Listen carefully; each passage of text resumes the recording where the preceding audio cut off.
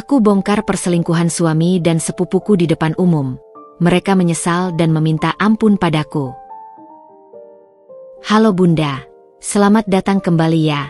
Semoga Bunda semuanya dalam keadaan sehat dan bahagia ya. Sebelum masuk ke ceritanya silahkan Bunda-Bunda semuanya absen terlebih dahulu ya. Bunda semuanya dari daerah mana saja yang sudah subscribe semoga rezekinya lancar ya. Bau vanila dan sandalwood hangat dari lilin aromaterapi menyambut Risa begitu ia melangkah masuk ke dalam apartemen mewah yang sudah 5 tahun menjadi singgasana cinta mereka. Malam itu, Risa dan Fahri merayakan ulang tahun pernikahan perak mereka yang kelima. Segala hal terasa sempurna, seolah hidup mereka adalah kanvas yang dilukis tanpa cacat.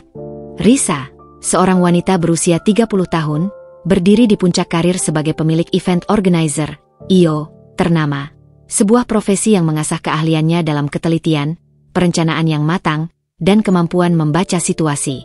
Di mata klien, Risa adalah arsitek kebahagiaan. Setiap acara yang ia tangani selalu sukses, setiap detail terjamah. Namun, di balik kemampuan profesionalnya, ia adalah seorang istri yang tulus, bahkan terlalu tulus, mempercayai suami dan keluarganya dengan sepenuh jiwa. Fahri, suaminya, 32 tahun, adalah gambaran ideal seorang pasangan. Manajer di perusahaan konsultan keuangan multinasional, posturnya tegap, senyumnya menenangkan, dan ia selalu menyuguhkan kata-kata manis yang membuat Risa merasa menjadi wanita paling beruntung di dunia.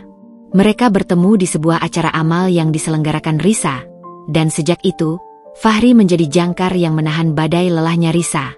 Fahri selalu berbicara tentang rencana masa depan, tentang rumah impian dengan halaman yang luas, dan tentang betapa ia mencintai Risa. Namun, belakangan ini, senyum sempurna itu terasa seperti topeng yang dikenakan tergesa-gesa. Selamat ulang tahun pernikahan, sayang, bisik Fahri, memeluk Risa dari belakang. Aroma parfumnya yang khas, cedarwood dan sedikit mint, selalu membuat Risa nyaman.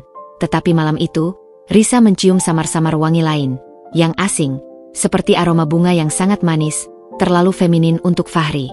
Risa menggelengkan kepala, menganggap itu hanya halusinasi akibat kelelahan bekerja. Risa membalikkan badan dan menangkup wajah Fahri. Terima kasih, sayang. 5 tahun. Rasanya baru kemarin kita resmi menjadi kita. Fahri mengecup kening Risa lama. 5 tahun terindah, bidadariku. Kamu adalah hadiah terbaik yang pernah Tuhan berikan padaku. Mereka duduk di meja makan yang sudah didekorasi romantis oleh Risa sendiri. Sebuah kebiasaan, karena ia tidak pernah bisa sepenuhnya menyerahkan detail penting kepada orang lain. Cahaya lilin menari di mata mereka. Oh, ya, sebentar, seru Risa, teringat sesuatu. Ia mengambil ponselnya dan menelepon seseorang. Halo, Dina? Ya, baru selesai makan malam romantis. Kami sudah menunggu. Kamu bilang mau datang, jangan ingkar janji. Aku sudah siapkan wine favoritmu. Di seberang sana, suara Dina, 30 tahun, terdengar sedikit tegang. Dina adalah sepupu dekat Risa, anak dari adik mendiang ayah Risa. Sejak kecil, mereka bagaikan dua keping mata uang yang tak terpisahkan, saling berbagi rahasia, cita-cita, bahkan patah hati pertama. Dina bekerja sebagai desainer interior lepas, karir yang memberinya banyak fleksibilitas. Risa sangat menyayangi Dina, memperlakukannya seperti adik kandung. Bahkan, Risa yang mengenalkan Dina kepada Fahri di awal pernikahan. Dina sering berkunjung, terkadang menginap, dan kehadirannya selalu menjadi pelengkap kebahagiaan Risa. Dina adalah jembatan yang menghubungkan Risa dengan kenangan masa lalu dan tawa masa kini. Aku akan segera ke sana, Riz. Maaf, tadi ada urusan mendadak. Kasih waktu aku 10 menit untuk ganti baju, jawab Dina. Risa bisa merasakan nada terburu-buru yang aneh, seolah Dina sedang menyembunyikan sesuatu. Risa meletakkan ponselnya. Dina sebentar lagi datang. Tuh, kan, dia tidak mungkin melewatkan momen ini. Dia itu, kan sahabat terbaik kita. Fahri menyesap wine-nya sedikit terlalu cepat. Kenapa harus Dina? Kenapa malam ini tidak kita nikmati berdua saja? Riz, setelah semua kerja kerasmu, kamu pantas mendapatkan malam yang intim, tanpa gangguan. Risa tertawa kecil. Memang tanpa gangguan, sayang. Dina bukan gangguan, dia keluarga.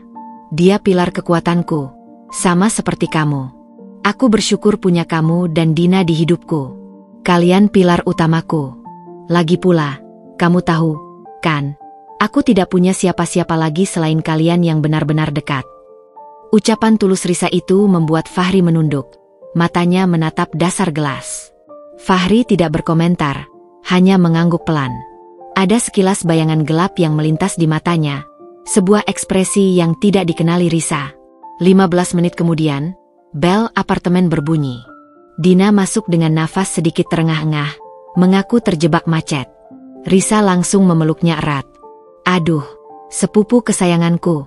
Kamu datang juga. Ayo, duduk. Dina tampak cantik malam itu, mengenakan dress kasual yang rapi. Namun, Risa sekali lagi menangkap kejanggalan. Dina terlihat gelisah, dan ada bekas noda lipstik di kerah kemeja Fahri yang baru dikenakannya saat menyambut Dina tadi. Risa yakin, noda itu bukan milik lipstiknya, karena ia memakai warna nude malam itu, sementara yang tertinggal di kerah Fahri berwarna merah muda cerah. Kamu kenapa, Din? Wajahmu pucat. Apa macetnya separah itu? Tanya Risa khawatir. Dina tersenyum kaku. Ah, tidak, Riz. Hanya lelah sedikit. Seharian ini klienku menuntut banyak revisi desain. Kamu tahu, kan, pekerjaan sebagai desainer interior, seperti menghidupkan mimpi di atas kertas yang harus diubah berkali-kali. Dina berusaha terlihat santai. Kamu seharusnya istirahat, Din. Kenapa tidak ambil cuti seminggu? Aku bahkan mau memberimu cuti di kantor baruku, kata Risa, tersenyum jahil, merujuk pada tawaran Risa agar Dina bergabung dengan tim Yonya sebagai desainer acara utama. Dina menolak, beralasan ia lebih suka bekerja lepas. Fahri tiba-tiba menyela, nadanya sedikit tajam. Risa, jangan paksa Dina. Dia punya prinsip kerjanya sendiri. Lagi pula, bukankah kita akan membahas proposal gala charity bulan depan? Aku butuh fokusmu untuk itu. Risa terkejut dengan nada Fahri. Suaminya jarang sekali berbicara sekeras itu padanya, apalagi di depan Dina. Maaf, sayang. Aku hanya ingin Dina bahagia, ujar Risa lembut, mencoba meredakan ketegangan yang tiba-tiba menyelimuti ruangan bagai kabut tipis. Dina dengan cepat mengalihkan pembicaraan. Tentu, Riz. Kalian harus fokus. Aku datang hanya untuk memberikan hadiah ini. Selamat, ya. 5 tahun itu pencapaian luar biasa. Dina menyodorkan sebuah kotak kecil. Matanya bertemu dengan mata Fahri sekilas, dan Risa menangkap ada sebuah pesan tersembunyi yang terlintas dalam pandangan itu. Sebuah komunikasi tanpa kata yang terasa terlalu akrab. Setelah Dina pergi, suasana kembali hening. Namun kehangatan yang tadi tercipta telah digantikan oleh rasa dingin yang menyusup perlahan. Risa merasa ada jarum kecil yang mulai menusuk-nusuk di ulu hatinya, mengusik benteng kepercayaannya. Fahri, panggil Risa pelan, saat mereka bersiap tidur. Ponselmu akhir-akhir ini sangat sibuk, ya? Kamu sering video call sampai larut malam. Aku dengar kamu bicara dengan nada sangat hati-hati, seolah-olah kamu takut aku mendengar. Fahri yang sedang meletakkan ponsel di nakas, langsung menoleh. Ekspresinya sedikit defensif. Oh, itu proyek besar, Riz. Proyek yang sangat besar. Klien dari Singapura. Mereka terikat waktu, jadi kami harus sering rapat tengah malam. Aku tidak bisa membiarkan klien itu lepas. Itu akan menaikkan posisiku di kantor. Ia menghela napas. Maaf kalau membuatmu merasa diabaikan. Ini hanya sementara. Kamu tahu, kan? Aku melakukan ini juga untuk masa depan kita. Risa berjalan mendekat, memeluk suaminya erat. Aku mengerti, sayang. Aku percaya padamu. Aku hanya khawatir. Kamu sudah seperti papan catur yang selalu menghitung langkah. Jangan sampai kamu lupa istirahat. Aku tidak akan lupa, balas Fahri, namun pelukannya terasa kurang erat dari biasanya. Malam itu, Risa tidur dengan perasaan bahwa ada celah yang terbuka dalam benteng pernikahannya. Saat Fahri terlelap, Risa diam-diam meraih ponsel suaminya yang terkunci. Ia adalah istri yang menjunjung tinggi privasi, Tidak pernah sekalipun ia menyentuh ponsel Fahri tanpa izin. Namun, malam ini, naluri ketelitiannya sebagai event organizer berteriak. Jari-jari Risa mengetikkan tanggal lahirnya, kode yang biasa digunakan Fahri. Berhasil. Risa tidak mencari pesan-pesan mesra, ia mencari kejanggalan, seperti yang ia temukan di kerah kemeja Fahri. Ia membuka folder foto yang baru-baru ini dibuat Fahri. Kosong. Lalu ia membuka galeri foto yang tersembunyi, yang dinamai Fahri, dokumen proyek. Di sana, Risa menemukan beberapa foto tangkapan layar, bukan tentang proyek, melainkan tiket pesawat ke Bali, dengan tanggal 3 minggu yang lalu. Tiket itu atas nama Fahri dan sebuah nama yang tertutupi oleh widget jam. Risa mencoba menggeser widget itu, tetapi gagal. Tiba-tiba, mata Risa terhenti pada satu detail kecil di foto tiket itu. Sebuah cincin yang melingkari salah satu jari Fahri yang memegang tiket. Cincin itu, yang seharusnya hanya dipakai di jari manis Risa, terlihat di jari Fahri. Ia ingat pernah memberikan cincin itu sebagai hadiah ulang tahun Fahri 2 tahun lalu. Tetapi Risa yakin Fahri tidak pernah memakainya karena ia lebih suka cincin kawin mereka. Cincin itu diberikan Risa setelah Dina membantu Risa memilihnya. Keringat dingin membasahi punggung Risa. Jantungnya berdentum-dentum, keras, seolah ingin meledakkan sangkar tulangnya. Risa mengembalikan ponsel itu ke tempat semula, memastikan Fahri tidak terbangun. Risa memejamkan mata. Ia memikirkan Dina, sepupunya yang ia cintai. Ia memikirkan Fahri, suami yang ia percayai sepenuh jiwa. Tidak mungkin. Aku pasti salah lihat. Tidak mungkin dua pilar kekuatanku sedang runtuh secara bersamaan. Risa memutuskan untuk tidak gegabah. Naluri event organizer-nya mengambil alih. Ia tidak akan membuat keributan. Ia akan membuat rencana, sebuah skenario yang sempurna. Ia akan mengumpulkan setiap puzzle yang tercecer, setiap kiasan dusta, dan menyusunnya menjadi sebuah panggung pengungkapan yang tidak akan pernah dilupakan siapapun. Malam itu, di samping suaminya yang tidur pulas, Risa sudah memutuskan, ia akan memulai proyek paling besar dan paling berbahaya dalam hidupnya. Membongkar kebohongan, satu persatu, dengan kecerdasan yang selama ini ia gunakan untuk menciptakan kebahagiaan orang lain. Dan langkah pertama Risa adalah menghubungi seseorang yang profesional dalam menangani kasus-kasus pelik dan yang paling ia percayai dalam integritas, Pak Danu. Pagi akan segera tiba, dan Risa harus segera membuat janji temu. Permainan baru saja dimulai. Pagi merangkak naik, membawa serta beban dingin dari malam yang tidak tenang. Risa terbangun sebelum alarm berbunyi. Di sampingnya, Fahri masih pulas, tampak damai, seolah tidur di atas hamparan sutra kepercayaan yang baru saja ia koyak. Risa menatap wajah suaminya, mencari jejak kebohongan di garis rahang atau kerutan mata, tetapi yang ia temukan hanyalah Fahri yang familiar, suami yang dulu ia yakini sebagai belahan jiwanya. Rasa sakit itu bukan lagi tusukan jarum, melainkan palu godam yang menghantam dada. Risa segera bersiap. Pakaiannya hari ini harus menyuarakan ketegasan, seolah ia sedang mengenakan zirah baja di bawah kemeja sutranya. Ia harus bertemu dengan Pak Danu, langkah awal dari proyek paling penting dalam hidupnya. Pak Danu, seorang konsultan hukum dan bisnis berusia awal 50-an, memiliki reputasi yang cemerlang. Ia adalah sosok yang sangat profesional dan tenang, sering menjadi mentor Risa dalam urusan kontrak besar perusahaannya. Pertemuan mereka pagi itu bukan tentang acara amal, melainkan sebuah agenda rahasia yang Risa bungkus rapi dengan alasan konsultasi strategis bisnis yang sangat sensitif. Di sebuah kafe tenang di kawasan bisnis, Risa dan Pak Danu duduk berhadapan. Risa tidak langsung menyentuh masalah pribadinya. Ia membuka dengan sebuah pertanyaan bisnis yang sangat spesifik, menguji seberapa jauh ia bisa mempercayai mata rantai kepercayaannya yang tersisa. Pak Danu, anggaplah saya memiliki dua mitra yang sangat saya percayai, yang sangat saya sayangi. Kami sedang menggarap proyek yang melibatkan dana besar. Bagaimana saya bisa memastikan bahwa tidak ada kebocoran atau penyelewengan dana dari kedua mitra ini? Apakah ada cara legal untuk memantau semua transaksi mereka tanpa sepengetahuan mereka? Tanya Risa, matanya tajam. Pak Danu menyesap kopinya, ekspresinya datar, namun penuh perhatian. Risa, dalam bisnis, trust adalah fondasi, tetapi kontrol adalah perlindungan.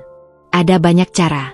Secara legal, jika Anda adalah pemegang saham utama atau decision maker, Anda berhak melakukan audit mendadak atau meminta laporan keuangan detail. Namun, jika Anda bicara tentang memantau tanpa sepengetahuan mereka, ini namanya operasi rahasia. Kenapa Anda tiba-tiba menanyakan ini? Ini bukan gaya Anda. Anda selalu menjunjung tinggi transparansi. Risa menarik napas panjang.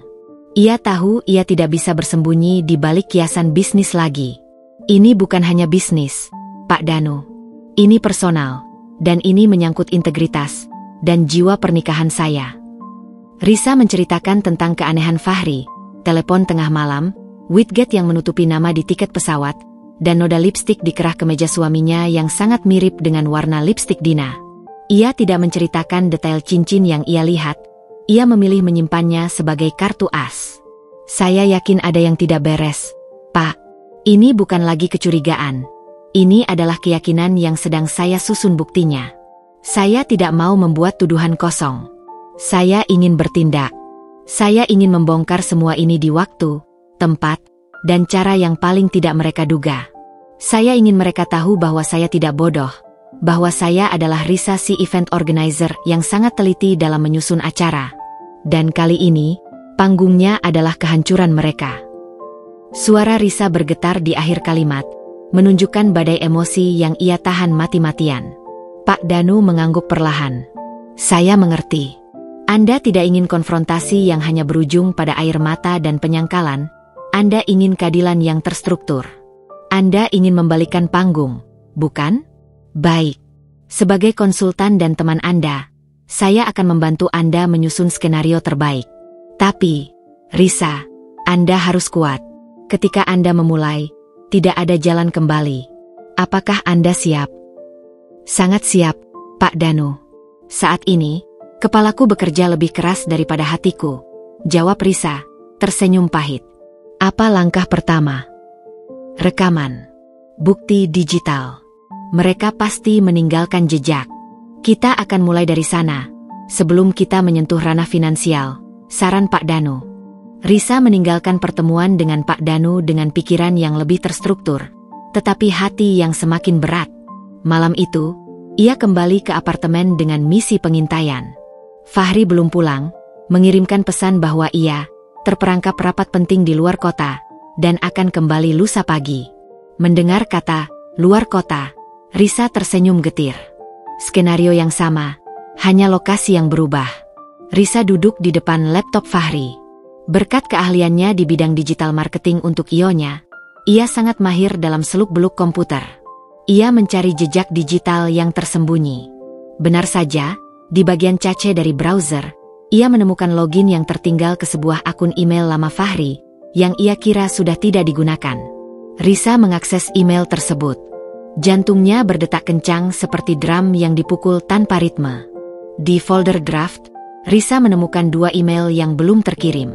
Satu berjudul, ulang tahun pernikahan, dan satu lagi, perjalanan rahasia. Email pertama adalah draft yang ditujukan kepada Risa. Isinya manis, penuh rayuan, persis seperti yang Fahri katakan padanya malam itu. Risa menggeleng. Bahkan kata-katanya pun sudah direncanakan, seperti naskah drama murahan. Email kedua, yang ditujukan kepada Dina, membuat darah Risa mendidih. Kepada Dina. Subjek, perjalanan rahasia. Sayang, Bali kemarin sungguh luar biasa. Aku tahu ini salah, tapi aku tidak bisa lagi menahan api ini. Aku minta maaf harus kembali ke penjara emas itu untuk perayaan 5 tahun. Aku sudah kirim buket bunga mawar ke kantormu sebagai permohonan maaf karena tidak bisa bersamamu malam ini. Jaga dirimu, dan ingat, hati kita terikat, meskipun tersembunyi. Aku akan atur transfer dana proyek itu. Tenang saja. Kita berdua pasti akan mendapatkan yang kita inginkan. Risa membaca kata-kata itu berulang kali. Penjara emas. Begitu Fahri mendefinisikan pernikahan mereka. Api. Begitu ia menyebut perselingkuhannya dengan sepupu Risa sendiri. Air mata Risa tidak menetes. Ia sudah melewati fase menangis. Kini, yang tersisa hanyalah kemarahan yang membatu, dingin, dan terencana. Risa segera memotret email itu sebagai bukti tak terbantahkan, menyimpannya di cloud pribadinya yang terenkripsi. Keesokan harinya, Risa pergi ke kantor Fahri, beralasan ingin memberikan kejutan makan siang. Ia tahu Fahri masih di luar kota, tetapi ia ingin mengamati suasana dan memastikan detail kecil yang terlewat. Saat ia melewati meja kerja Fahri, ia melihat ada sesuatu yang berbeda. Sebuah buket bunga mawar merah yang besar dan mewah diletakkan di sudut meja kerjanya. Buket itu tidak mencolok, tetapi posisinya terlalu strategis. Risa mendekat. "Selamat pagi, Bu Risa." "Mencari Pak Fahri?" sapa Lita, sekretaris Fahri yang sudah bekerja lama. "Oh, Lita. Selamat pagi." "Tidak, hanya ingin melihat meja Fahri. Dia bilang dia mendapat kiriman bunga dari klien penting, tapi belum sempat dia tunjukkan padaku," kata Risa dengan nada ramah yang dibuat-buat, seperti seorang aktris yang sedang bermain peran. Lita tersenyum. "Ah, yang ini ya, Bu? Saya yakin ini dari klien yang sangat spesial. Bunganya sangat mahal, segar sekali." Risa menyentuh kelopak mawar itu. Di antara kelopak-kelopak mawar, Risa melihat sebuah kartu kecil. Dengan hati-hati, ia mengambilnya saat Lita sibuk menerima telepon. Tulisan tangan di kartu itu sangat familiar. Tulisan tangan Dina.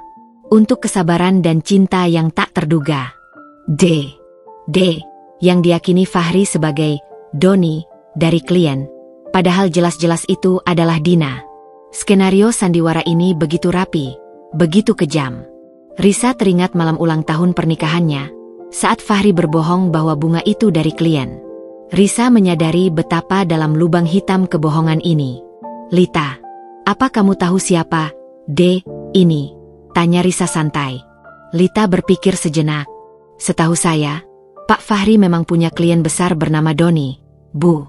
Tapi, ada juga desainer interior yang sering bolak-balik ke kantor belakangan ini. Dia sepupu ibu sendiri, Bu Dina. Dia sering minta Pak Fahri tanda tangan dokumen, terutama terkait proyek gala charity ibu itu. Terakhir kali Bu Dina kemari, dia kelihatan terburu-buru dan sempat bertukar senyum khas dengan Pak Fahri." Risa tersenyum lebar pada Lita, senyum yang tidak mencapai matanya. "Oh, Dina. Ya, mereka memang sering kerja sama belakangan ini. Proyek kami kan besar. Terima kasih, Lita. Tolong jaga bunga ini baik-baik, ya." Risa keluar dari kantor Fahri. Bukti kini bukan hanya tumpukan kertas, melainkan batu-batu tajam yang menusuk-nusuk kakinya.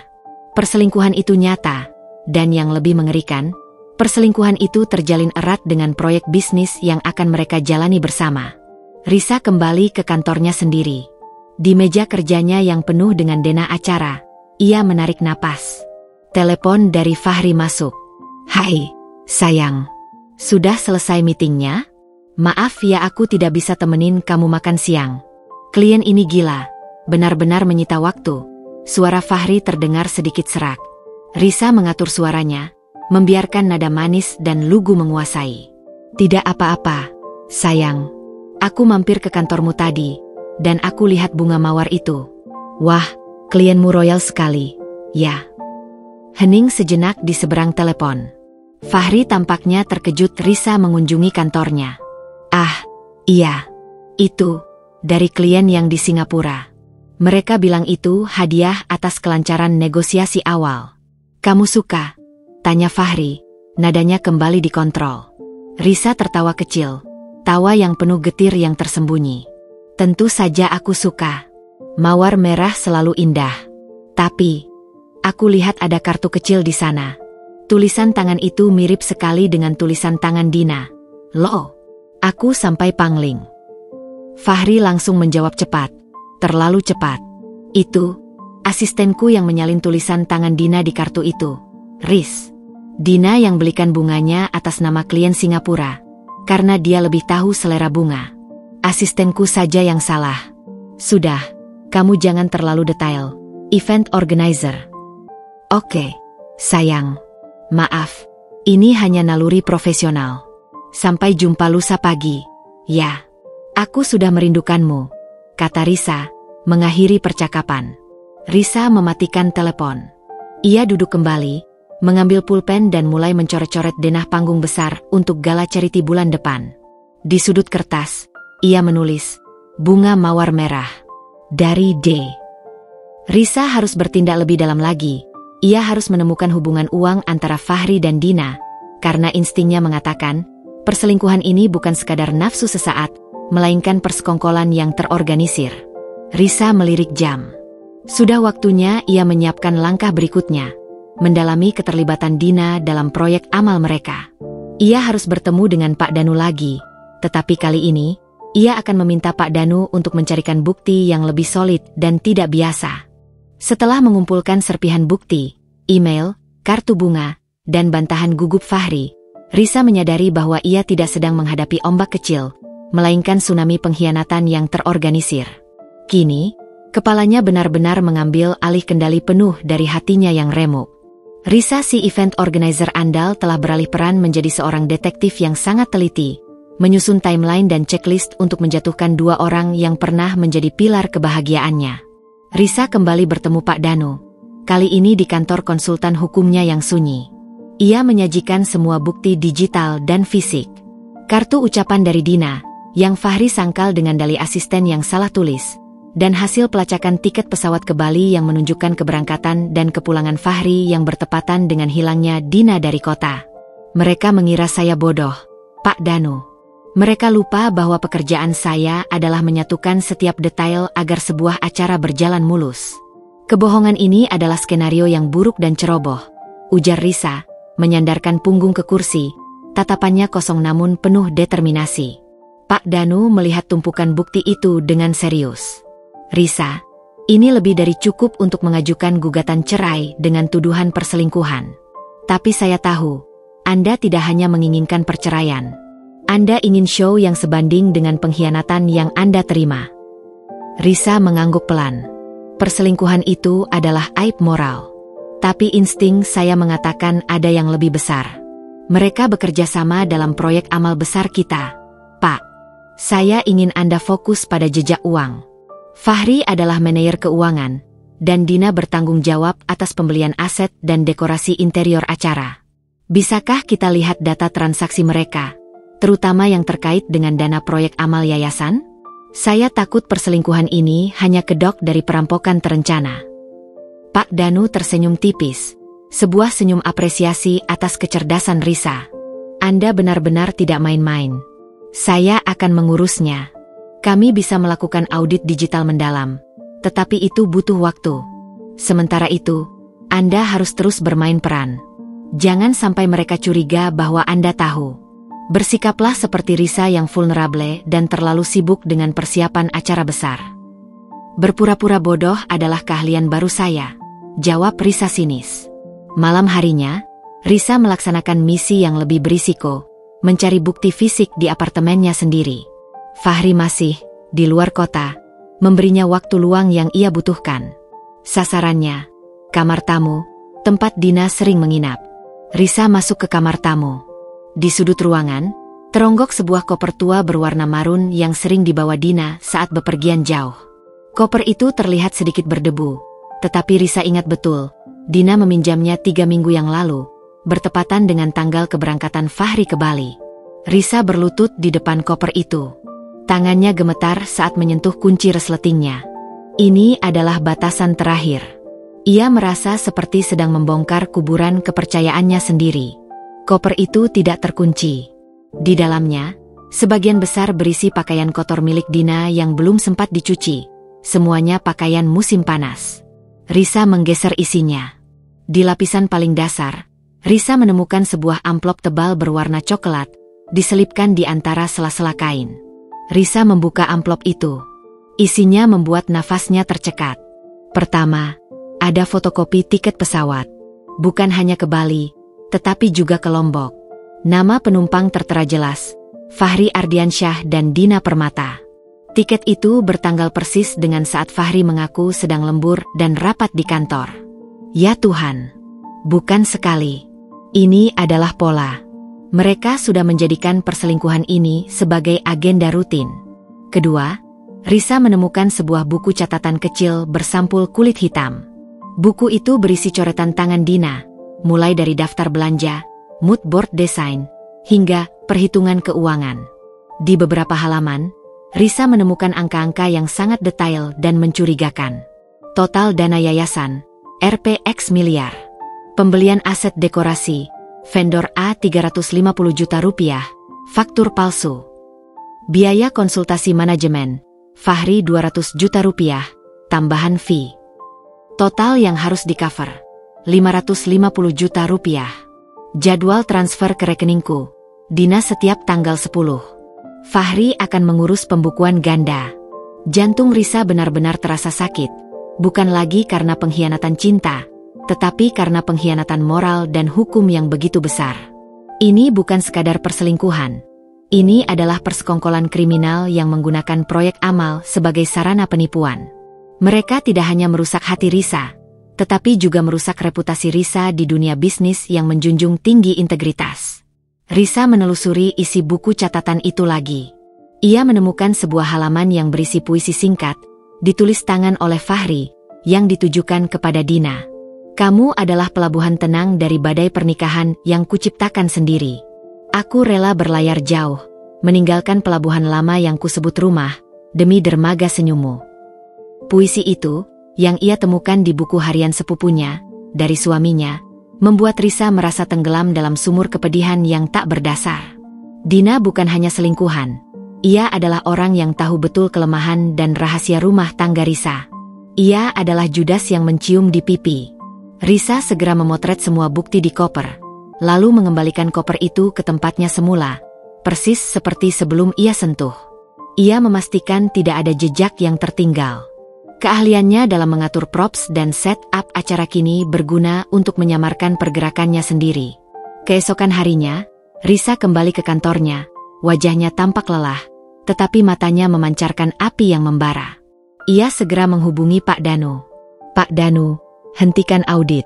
Saya sudah menemukan inti permasalahannya, bisik Risa melalui telepon, nadanya tenang namun mendesak.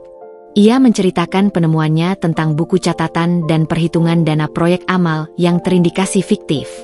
Astaga, Risa, ini kasus besar. Penggelapan dana yayasan amal.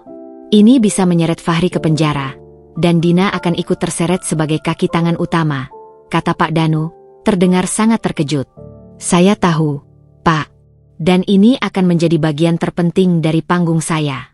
Saya ingin kehancuran mereka tidak hanya bersifat emosional, tetapi juga profesional dan hukum. Mereka harus membayar mahal. Tapi tolong, pastikan nama saya dan perusahaan IO saya bersih. Saya tidak mau terlihat terlibat dalam kejahatan ini, pinta Risa. Anda harus segera melakukan sesuatu untuk melindungi aset Anda. Jika dana itu dicuri atas nama proyek Anda bisa dituduh terlibat. Anda harus mengambil langkah hukum untuk melindungi diri Anda. Kita harus segera membalik nama semua aset bisnis dan properti yang Anda beli dengan uang Anda sendiri, desak Pak Danu. Lakukan, Pak Danu. Pindahkan semua legalitas perusahaan dan aset berharga atas nama saya. Saya akan siapkan semua dokumennya. Saya ingin mereka jatuh pada saat yang paling memalukan, di depan semua orang yang mereka coba tipu, kata Risa. Ia kemudian melihat timeline acara. Gala Charity tinggal 3 minggu lagi. Pak Danu, saya ingin menggunakan acara Gala Charity itu sebagai panggung pengungkapan. Fahri dan Dina sangat antusias. Mereka pasti akan ada di sana, di pusat perhatian, di samping saya. Saya ingin kejutan itu menjadi badai pasir yang menelan reputasi mereka. Risa, ini sangat berisiko. Anda akan mempertaruhkan reputasi Anda sendiri, peringat Pak Danu. Justru itu, Pak. Saya akan menggunakan keahlian saya. Saya akan menyusun skenario yang sempurna. Saya akan menjadi dalang yang menggerakkan tali pengkhianatannya sendiri. Tolong, siapkan semua berkas gugatan cerai dan dokumen. Hukum untuk penipuan. Begitu acara selesai, kita akan bergerak cepat. 3 hari kemudian, Fahri pulang dari luar kota. Ia tampak lelah, tetapi berusaha bersikap manis. Ia memeluk Risa erat dan menciumnya, tetapi Risa merasa seperti memeluk sebatang kayu mati yang sudah lama keropos. Aku pulang, sayang. Maafkan aku ya. 3 hari ini aku seperti terputus dari dunia luar, kata Fahri, sambil mengusap rambut Risa. Aku mengerti, sayang. Pekerjaan memang kejam, jawab Risa, tersenyum tulus, senyum yang disembunyikan di balik topeng kesabaran. Aku sudah atur ulang jadwal kita minggu depan. Kita harus fokus pada gala charity. Dina sudah menanyakan detail dekorasi berkali-kali, dia sangat serius dengan proyek ini. Mendengar nama Dina, Fahri terlihat lega. Oh, baguslah kalau Dina yang mengurusnya. Dia memang orang yang sangat bisa diandalkan. Dia sangat teliti, seperti kamu. Aku bersyukur dia ada di sisi kita. Risa menatap mata Fahri yang penuh kebohongan itu. Dia adalah satu-satunya yang bisa kuandalkan saat ini, batin Risa. Ya, Fahri. Dina adalah satu-satunya, jawab Risa pelan, mengulang kata-kata itu dengan makna ganda yang hanya ia yang tahu. Percakapan itu semakin memperkuat keyakinan Risa. Mereka berdua, suami dan sepupu yang seharusnya menjadi pilar terkuat dalam hidupnya, kini berdiri di atas tanah pengkhianatan yang sama. Risa tahu, waktu untuk berpura-pura sudah hampir habis. Panggung utama sedang dibangun. Dan sebentar lagi, lampu akan menyala, menguak semua sandiwara. Risa telah mengamankan asetnya, sekarang ia hanya perlu mengamankan penontonnya. Setelah Risa mengamankan semua bukti perselingkuhan dan, yang lebih penting, mengamankan asetnya melalui bantuan Pak Danu, udara di apartemen terasa tebal. Risa dan Fahri melanjutkan peran mereka sebagai pasangan sempurna yang sedang sibuk mempersiapkan acara gala charity terbesar tahun ini. Namun, di balik setiap tawa dan diskusi proyek, Risa adalah boneka porselen yang berisi bom waktu, menunggu momen yang tepat untuk meledak. Risa menggunakan setiap kesempatan untuk mengamati gerak-gerik Fahri dan Dina, yang kini semakin intens bekerja sama di bawah payung proyek amal. Keduanya terlihat begitu antusias, seolah ingin segera menutup lubang gelap yang Risa yakini adalah penyelewengan dana. Fahri, dengan jabatan manajerialnya, mengontrol alur dana, sementara Dina, sebagai desainer interior, bertanggung jawab atas semua pembelian dekorasi dan penyewaan vendor, terutama vendor-vendor baru yang tidak pernah digunakan Risa sebelumnya. Suatu sore, Risa, Fahri, dan Dina berkumpul di kantor Yorisa untuk membahas detail akhir panggung dan tata letak ruangan. Risa sengaja menciptakan suasana santai, menyajikan teh hangat, dan membiarkan mereka berbicara bebas. Fahri, aku sudah transfer sisa biaya sewa LED screen terbesar yang pernah kita pakai. Kamu yakin vendor ini bisa menanggung beban visual acaranya? Ini acara terbesar kita, tanya Risa, matanya menatap Fahri lurus-lurus. Sebenarnya, Risa sudah mengatur vendor LED terbaik, dan ia tahu vendor ini tidak pernah bermasalah. Fahri tertawa, sedikit berlebihan. Tentu, sayang. Vendor ini adalah rekanan lamaku di kantor. Mereka sangat profesional. Percayalah, teknologinya adalah yang terbaru. Kita butuh tampilan yang maksimal untuk siaran langsung nanti. Betul, Riz, sela Dina, bersemangat. Aku sudah membuat desain tata letak yang akan membuat semua tamu merasa terkesima. Konsepnya adalah transparansi, dengan banyak kaca dan cahaya, menampilkan seolah-olah semua orang bisa melihat ke dalam jantung yayasan ini. Risa hampir tersedak tehnya. Transparansi. Kata itu terasa seperti pedang bermata dua yang diucapkan tanpa sadar oleh Dina. Konsep yang menarik, Din. Transparansi, ulang Risa, menekankan kata itu. Aku suka. Tapi, apakah semua vendor yang kamu pilih sudah terdaftar secara resmi di yayasan? Mengingat ini proyek amal, kita harus benar-benar bersih dalam setiap pengeluaran. Dina tampak sedikit gelisah. Ia membetulkan posisi duduknya. Sudah, Riz. Semuanya legal. Hanya saja, beberapa vendor baru ini meminta pembayaran tunai di muka. Itu yang sedikit merepotkan Fahri. Fahri segera menimpali, wajahnya menunjukkan kelelahan. Ya, Riz. Jangan khawatir. Semua pembukuan sudah aku atur rapi. Kita akan presentasi di depan Dewan Pengawas Yayasan minggu depan. Semua angka akan terlihat bersih, seperti air pegunungan, katanya, mencoba meyakinkan Risa. Air pegunungan yang tercemar kotoran kebohongan, batin Risa dingin. Baiklah, aku percaya kalian. Tapi, Fahri, aku butuh bantuanmu dalam satu hal. Aku ingin ada bagian pidato kejutan. Aku ingin kamu naik ke panggung dan memberikan pidato yang sangat menyentuh tentang pentingnya integritas dan kesetiaan dalam hubungan, baik dalam pernikahan maupun bisnis. Kamu sangat pandai bicara, suamiku, pinta Risa, melempar senyum penuh makna. Fahri dan Dina saling pandang sekilas. Tatapan itu cepat, tetapi Risa menangkapnya. Ada campuran antara rasa panik dan kelegaan. Panik karena Risa meminta pidato tentang integritas, tetapi lega karena Risa tampak tidak mencurigai apapun, dan justru mempercayakan panggung penting padanya. Pidato? Tentu saja, sayang. Aku akan siapkan yang terbaik. Sebuah pidato yang datang dari lubuk hati terdalam. Janji Fahri, suaranya dipenuhi janji palsu. Risa mengangguk puas. Bagus. Aku akan merancang urutan acara agar pidato kamu menjadi highlight sebelum penyerahan donasi. Dan Dina, aku ingin kamu duduk di barisan paling depan, di kursi VIP persis di bawah panggung utama. Kamu adalah sepupuku dan juga tim utama di balik keindahan acara ini. Kamu pantas mendapatkannya. Dina tersenyum lebar, tampak terbuai dengan sanjungan itu. Ia tidak tahu, kursi VIP itu adalah kursi penonton di panggung pembongkaran aibnya sendiri.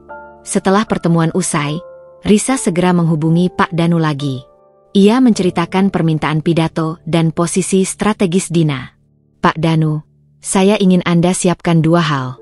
Pertama, materi presentasi yang kontras dengan pidato Fahri. Kedua, sebuah flash drive tersembunyi yang berisi semua bukti yang saya kumpulkan, email, foto tiket, dan perhitungan kotor di buku Dina. Saya akan menyisipkannya ke konsole utama di ruang kontrol teknis. Saat Fahri berbicara tentang integritas dan kesetiaan, saya ingin layar LED besar itu memutar materi presentasi saya. Jelas Risa, suaranya seperti jenderal yang memberi perintah perang. Skenario Anda terlalu mendebarkan. Risa, Anda akan mempertaruhkan segalanya, kata Pak Danu. Saya tidak punya pilihan, Pak. Kepercayaan saya sudah dibakar hangus. Sekarang, saya hanya ingin kebenaran tersaji di depan mata mereka, disaksikan oleh semua orang yang mereka hormati dan coba tipu. Saya akan menggunakan profesi saya sebagai senjata. Saya akan membuat produksi drama yang paling jujur, balas Risa. Risa, dengan dalih sibuk mengawasi vendor di lapangan, memberikan Fahri dan Dina kunci ruang kantornya selama beberapa hari. Ia pura-pura mempercayai mereka sepenuhnya untuk menyelesaikan semua dokumen akhir proyek. Sebenarnya, itu adalah umpan manis Risa. Ia ingin mereka merasa aman, semakin nyaman dalam kebohongan mereka. Saat Risa sedang mengawasi pemasangan dekorasi di lokasi acara, sebuah ballroom mewah yang akan menjadi saksi bisu, ia menerima telepon dari Fahri. Sayang, dokumen yang aku cari tidak ada di laci. Apa kamu melihatnya? Dokumen perjanjian dengan yayasan, yang mencantumkan detail alokasi dana dan nama-nama yang bertanggung jawab, tanya Fahri, nadanya sedikit panik, namun tetap berusaha terdengar santai. Oh, dokumen itu. Sudah aku amankan, Fahri. Tenang saja. Aku tidak mau dokumen sepenting itu hilang. Aku taruh di dalam berangkas di kamar kita. Kunci cadangan ada di meja rias. Kamu bisa ambil, jawab Risa, memberikan akses penuh. Risa tahu dokumen itu tidak ada di berangkas. Ia sudah menyerahkan semuanya pada Pak Danu. Tapi ia ingin melihat reaksi Fahri ketika ia memberinya akses penuh pada tempat yang seharusnya berisi rahasia terbesar Risa, berangkas pribadinya. Jika Fahri jujur, ia akan langsung mencarinya. Jika ia bersekongkol, ia akan mencari kesempatan lain. 15 menit kemudian, Fahri menelepon lagi. Aduh, Risa, maaf, aku sudah coba buka berangkasnya, tapi kuncinya macet. Aku sudah berusaha, tapi aku tidak mau merusak berangkas. Lebih baik kamu saja yang buka kalau sudah pulang, ya. Risa tersenyum dingin. Fahri berbohong.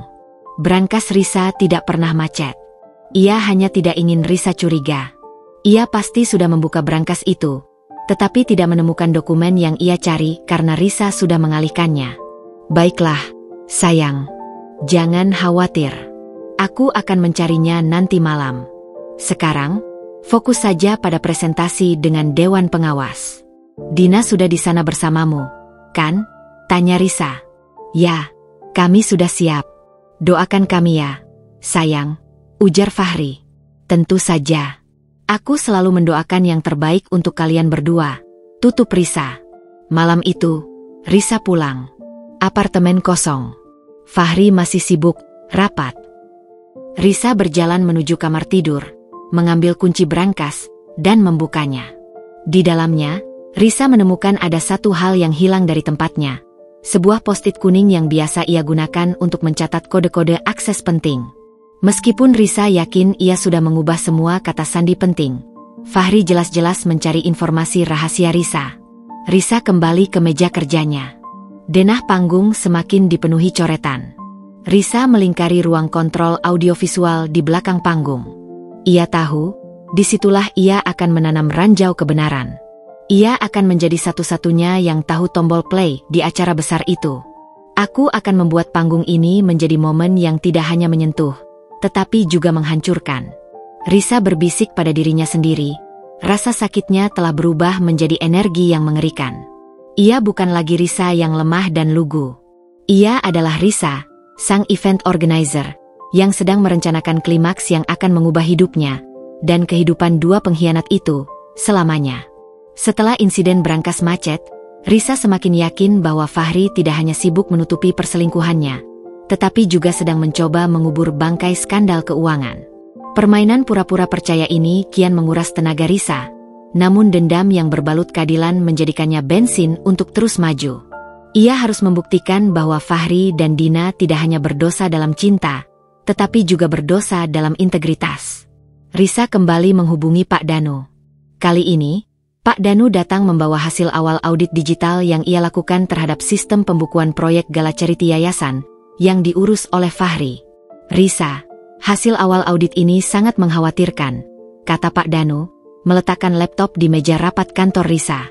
Wajahnya serius, memancarkan aura kegentingan. Tolong jelaskan, Pak. Saya siap mendengarkan hal terburuk, balas Risa, bersiap menghadapi gelombang kenyataan pahit berikutnya. Fahri telah membuat 2 set laporan keuangan. Satu laporan yang rapi untuk Dewan Pengawas, dan satu lagi, yang ini, Pak Danu menggeser layar, menampilkan sederet data transfer mencurigakan. Ada transfer dana dalam jumlah yang sangat besar, mencapai ratusan juta, dengan kode, biaya konsultasi manajemen khusus, yang tidak tertera dalam anggaran awal proyek. Risa mendekatkan diri ke layar. Kemana dana itu ditransfer, Pak? Ke rekening bank atas nama Dina Permata, jawab Pak Danu tanpa basa-basi. Dia bukan konsultan manajemen, Risa. Dia desainer interior, dan biaya desainnya sudah dibayar terpisah, melalui vendor lain. Transfer ini ilegal dan jelas merupakan upaya penggelapan dana. Ini bukan perselingkuhan yang dibiayai, ini adalah kemitraan kriminal yang disamarkan dengan perselingkuhan. Dada Risa terasa sesak. Ia sudah menduganya dari coretan di buku Dina, namun melihat bukti transfer bank resmi yang dilakukan oleh suaminya kepada sepupunya, benar-benar menghancurkan sisa-sisa kemanusiaan di benaknya. Pengkhianatan cinta bisa dimaafkan, tetapi pengkhianatan kepercayaan publik dan penipuan dana amal adalah dosa yang tak terampuni. Mereka memanfaatkan proyek amal ini, Pak. Mereka menjadikan yayasan yang seharusnya kita bantu sebagai ladang emas untuk mereka sendiri, kata Risa, suaranya tercekat. Itulah mengapa mereka sangat antusias dengan proyek ini. Bali dan Lombok itu hanya bonus dari keuntungan kotor mereka. Tepat. Dan Fahri, dengan posisinya, pasti berdalih bahwa transfer ke Dina adalah pembayaran kepada subvendor rahasia, atau komisi cepat. Tapi di mata hukum, ini adalah penipuan terstruktur. Kami sudah mengumpulkan semua data ini. Ini akan menjadi peluru tajam Anda, Risa. Peluru tajam yang akan saya tembakkan di panggung Gala Charity, Risa membalas. Ia kemudian memikirkan langkah selanjutnya, bagaimana memancing mereka untuk mengakui detail finansial ini. Sore itu, Risa mengundang Dina ke apartemennya untuk revisi mendadak dekorasi panggung. Fahri sengaja ia minta pergi keluar untuk membeli wine sebagai perayaan kecil atas kelancaran persiapan acara. Dina datang dengan membawa mock-up desain yang mewah dan mahal. Ia tampak bangga dengan pekerjaannya. Lihat, Riz. Aku tambahkan chandelier kristal ini. Ini akan memantulkan cahaya ke seluruh ballroom, membuat suasana terasa sangat agung dan mahal. Jelas Dina, menunjuk gambar itu dengan bangga. Risa mengamati mock-up itu. Indah, Din. Sangat berkelas. Tapi, chandelier ini, bukankah ini vendor A? Vendor yang kamu bilang meminta pembayaran tunai di muka. Dina mengangguk. Ya, Riz. Vendor itu memang agak unik. Tapi kualitasnya tak tertandingi. Aku jamin, semua tamu akan terkesima. Aku penasaran, Din. Kenapa vendor ini tidak mau transfer? Mereka tampak besar dan profesional. Pancing Risa, matanya tetap menatap mock-up, tidak memberi Dina kesempatan untuk membaca ekspresinya. Dan aku juga penasaran, kenapa Fahri yang mengurus pembayarannya, bukan aku? Bukankah aku yang harusnya mengontrol semua pengeluaran dekorasi? Dina mulai gelisah, senyumnya memudar. Ia mengambil cangkir tehnya, mencoba terlihat tenang. Itu, karena Fahri yang merekomendasikan mereka. Riz, dia bilang, dia ingin kamu fokus pada jadwal bintang tamu dan media. Urusan remeh-temeh finansial biar dia dan aku saja yang urus. Risa mengangkat kepalanya, menatap Dina lurus-lurus. Remah-temeh? Ratusan juta. Din? Itu bukan remah-temeh. Itu dana amal. Tekan Risa, nadanya masih tenang, tetapi mengandung ancaman yang tak terucap. Dina terdiam. Wajahnya langsung pucat. Ia tahu Risa sudah mencium bau busuk ini. Aku tidak tahu maksudmu. Riz, Dina tergagap, suara biasanya yang percaya diri kini berubah menjadi gemericik air ketakutan. Risa melanjutkan, memainkan peran seolah ia hanya sedikit bingung, bukan marah. Aku melihat laporan di laptop Fahri tadi. Aku lihat transfer ke rekeningmu. Sejumlah itu, Din. Apakah ini terkait dengan pembayaran tunai vendor A? Kenapa dana itu ditransfer ke rekening pribadimu dulu, sebelum dibayarkan ke vendor? Bukankah itu berisiko? Bagaimana kalau ada audit mendadak? Kita bisa dituduh penggelapan, Din. Risa sengaja menyebut kita untuk menarik Dina ke dalam perahu yang sama. Dina tiba-tiba menangis kecil. Riz, aku janji itu semua untuk proyek. Aku hanya menampung sementara. Vendor A itu memang butuh uang cepat. Fahri bilang dia tidak mau dana itu terdeteksi terlalu awal oleh yayasan. Karena itu dana cadangan. Jadi dia minta aku membantu menampungnya. Aku bersumpah, itu semua ada info C-nya. Info C fiktif, Din. Risa menusuk dengan satu pertanyaan telak. Tidak. Maksudku, info C itu, mungkin ada sedikit pembengkakan harga di sana-sini. Tapi itu wajar dalam bisnis besar. Riz, kamu tahu, ada fee untuk menjaga rahasia, untuk memastikan barang tepat waktu. Dina kini menangis sungguhan, tangis penyesalan yang baru tumbuh karena takut ketahuan, bukan karena rasa bersalah. Fee untuk menjaga rahasia. Rahasia apa, Din? Rahasia bahwa kamu dan suamiku bersekongkol menipu yayasan, selain bersekongkol mengkhianatiku. Risa membiarkan pertanyaan itu menggantung di udara, menciptakan keheningan yang mematikan. Dina terisak-isak. Risa, tolong. Aku mohon. Ini bukan seperti yang kamu pikirkan. Aku mencintaimu. Kamu sepupuku. Aku hanya terbawa arus. Fahri yang memulainya. Dia bilang, setelah proyek ini sukses, kami bisa berdua. Dia bilang, dia tidak bahagia denganmu. Dia yang merayu dan memintaku membantunya. Risa berdiri, menjauh dari Dina. Jarak yang tercipta itu terasa seperti jurang yang memisahkan mereka selamanya.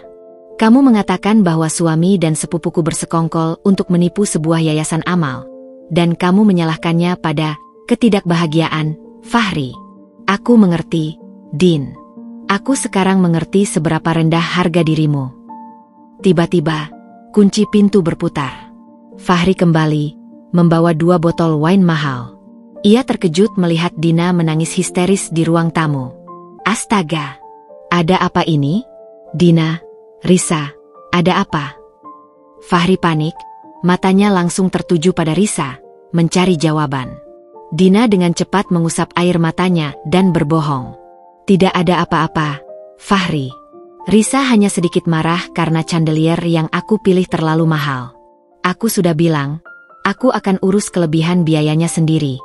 Jangan khawatir. Fahri menatap Risa dengan tatapan bertanya dan curiga. Risa memaksakan senyum yang manis. Ya, sayang. Dina terlalu sensitif soal budgeting. Aku hanya bertanya kenapa dana itu harus ditransfer ke rekening pribadinya dulu. Aku hanya ingin transparan. Fahri, ini kan dana amal. Tapi Dina sudah meyakinkanku bahwa dia hanya menampung sementara, demi kelancaran proyek. Aku percaya kalian berdua. Risa melangkah mendekati Fahri, mengambil wine dari tangannya. Aku sangat percaya padamu, suamiku, dan pada sepupuku. Kalian berdua adalah tim terbaik yang aku miliki. Sekarang, mari kita minum wine ini, dan kita lupakan sejenak masalah budgeting yang remeh-temeh ini. Kita fokus pada pidato, integritas dan kesetiaan, yang akan kamu sampaikan di panggung utama. Fahri terlihat sangat lega, seolah baru saja lolos dari lubang jarum kematian. Ia memeluk Dina sekilas, isyarat yang tidak luput dari pandangan Risa. Terima kasih, sayang. Aku janji, aku akan membuat acara ini sempurna. Dan pidato itu akan menjadi pidato terbaik dalam hidupku. Risa mengangguk. Aku tidak sabar menunggu pidato itu, Fahri. Aku benar-benar ingin mendengarnya, kata Risa. Suaranya mengandung janji dan ancaman yang samar. Risa membiarkan mereka merasa bahwa ia puas dengan jawaban itu. Ia membiarkan mereka berpikir bahwa ia adalah istri bodoh yang terlalu sibuk. Padahal, Risa baru saja mendapatkan konfirmasi verbal tentang penggelapan dana itu dari Dina. Bukti kemitraan jahat mereka kini sudah lengkap. Perselingkuhan dikuatkan oleh tiket, dan penipuan finansial dikuatkan oleh pengakuan takut Dina dan transfer Fahri. Risa kini siap untuk langkah selanjutnya, membuat rekaman pengakuan mereka, tanpa sadar, saat mereka latihan pidato. Panggung sudah siap, lampu sorot sudah diatur. Kini, Risa hanya perlu menangkap suara mereka. Langkah menuju klimaks semakin dekat. Setelah konfrontasi terselubung mengenai masalah budgeting proyek, Fahri dan Dina menunjukkan kewaspadaan sesaat, namun dengan cepat kembali terbuai oleh kepura-puraan Risa yang begitu meyakinkan. Mereka kini sepenuhnya yakin bahwa Risa hanyalah singa betina yang terlalu jinak, terlalu fokus pada detail acara sehingga melupakan detail kehidupan pribadinya. Kepercayaan diri palsu mereka adalah angin surga yang Risa gunakan untuk melancarkan langkah selanjutnya. Risa tahu bahwa bukti digital dan transfer bank yang dikumpulkan Pak Danu sudah cukup untuk menghancurkan mereka secara hukum. Namun, untuk menjatuhkan mereka di panggung publik dan menenggelamkan rasa penyesalan mereka hingga ke dasar hati, Risa membutuhkan senjata pamungkas, suara mereka sendiri, yang mengakui kejahatan cinta dan integritas mereka. 2 hari sebelum gala charity, Risa mengumumkan sesi latihan pidato di apartemen. Fahri, kamu harus tampil sempurna, ujar Risa dengan nada manja saat mereka bersiap untuk makan malam. Pidato, integritas dan kesetiaan, ini sangat penting. Aku ingin kamu terlihat meyakinkan, bukan hanya sebagai manajer yang sukses, tapi juga sebagai suami yang setia dan bertanggung jawab. Tentu, sayang, jawab Fahri, tersenyum bangga. Aku sudah menyiapkan naskah yang luar biasa. Aku akan membuat semua orang menangis terharu. Jangan hanya kamu yang terharu, Fahri. Semua orang harus merasakan ketulusannya, balas Risa, tersenyum lebar. Aku juga mengundang Dina malam ini. Dia harus melihat dan memberikan masukan tentang penjiwanmu. Bagaimanapun, dia adalah desainer yang membuat panggungnya. Dia tahu vibe yang kita butuhkan. Fahri tampak sedikit tidak nyaman mendengar Dina akan ikut, tetapi ia cepat mengangguk. Ia tidak bisa menolak permintaan Risa tanpa terlihat mencurigakan. Maka, malam itu, apartemen Risa menjadi set pementasan kebohongan. Risa memasang sebuah mikrofon perekam mini berteknologi tinggi di bawah vas bunga kristal di meja ruang keluarga. Mikrofon itu sangat kecil, disamarkan dengan sempurna di antara kelopak bunga. Risa yang ahli dalam penataan akustik acara tahu betul, vas kristal itu akan membantu merekam percakapan di ruangan itu dengan kualitas suara yang jernih. Dina datang tak lama kemudian. Kehadirannya selalu membawa kecanggungan terselubung di antara ketiganya. Baiklah, Kita mulai, seru Risa, penuh semangat. Anggap saja ini panggung aslinya. Dina, kamu duduk di sana, di sofa, di mana para VIP akan melihat Fahri. Fahri, kamu berdiri di tengah, anggap saja ini mimbar. Pidato. Fahri berdiri tegap, memegang naskah pidatonya. Ia mulai membaca, suaranya lantang dan berwibawa. Hadirin sekalian, integritas. Kata yang mahal harganya. Dalam bisnis, integritas adalah janji. Dalam hidup, integritas adalah kesetiaan. Dan dalam pernikahan, kesetiaan adalah jiwa dari segalanya. Fahri membaca naskahnya dengan penuh penjiwaan. Ironi dalam kata-katanya membuat hati Risa terasa seperti diiris-iris kaca. Ia harus menahan semua emosinya, mempertahankan ekspresi wajah yang penuh dukungan. Bagaimana, Din? Tone-nya sudah dapat, tanya Fahri, setelah menyelesaikan bagian pembuka. Dina bertepuk tangan pelan. Penjiwaanmu luar biasa, Fahri. Tapi mungkin kamu bisa lebih menekankan lagi kata, kesetiaan. Buat seolah-olah kamu benar-benar pria yang paling setia di dunia. Risa menyela dengan tawa renyah. Ah, Dina benar. Fahri, tambahkan improvisasi, sedikit drama. Anggap saja kamu sedang berbicara tentang sesuatu yang paling kamu takutkan hilang. Kesetiaan itu adalah benang sutra yang jika putus, tidak akan bisa disambung lagi. Fahri mengangguk. Ide bagus, sayang. Risa sengaja pergi ke dapur untuk mengambil camilan, meninggalkan Fahri dan Dina berdua. Ini adalah momen yang ia tunggu. Dengan mikrofon perekam yang aktif, ia berharap mereka akan membicarakan hal-hal yang tidak seharusnya. Di dapur, Risa berdiri tegang, berpura-pura mencuci tangan, sementara telinganya fokus pada suara samar dari ruang tamu. Terdengar suara Fahri, yang kini jauh lebih pelan, seperti bisikan. Astaga, aku hampir muntah saat harus berbicara tentang kesetiaan di depan Risa. SSST, pelankan suaramu, bisik Dina khawatir. Risa sedang di dapur. Tapi aku setuju. Aku tidak sanggup melihat wajahnya. Aku merasa seperti seorang perampok yang berpura-pura menjadi penjaga rumah. Fahri tertawa kecil. Suara tawa itu menusuk jantung Risa. Kita memang perampok, sayang. Kita merampok cinta dan uangnya. Tapi untungnya Risa terlalu sibuk, terlalu naif. Dia percaya kita berdua adalah tim yang solid. Dia bahkan mempercayakan semua pembukuan padaku. Gila, kan? Aku takut, Fahri. Semalam aku tidak bisa tidur. Aku takut Risa menemukan transfer itu. Ratusan juta itu, Fahri. Kalau yayasan sampai tahu, kita tidak hanya kehilangan semua ini, tapi kita juga bisa dipenjara. Suara Dina terdengar benar-benar panik. Tenang, sayang. Laporan yang aku kirim ke Dewan Pengawas sudah dimanipulasi dengan sempurna. Aku menggunakan akun fiktif untuk menutupi jejak. Dan Risa? Dia hanya melihat transfer kecil ke rekeningmu. Itu pun sudah aku jelaskan sebagai biaya penampungan sementara. Dia menerima penjelasan itu.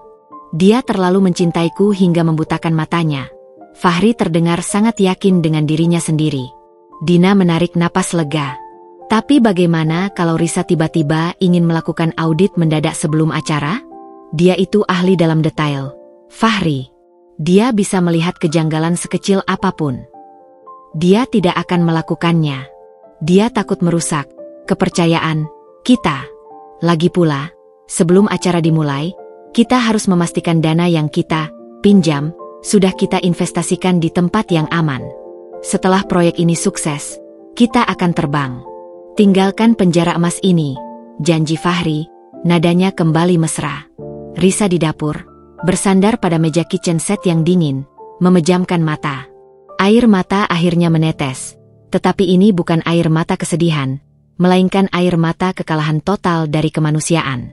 Mereka tidak hanya berselingkuh, mereka merencanakan kehidupan baru di atas kehancuran reputasi dan keuangan Risa.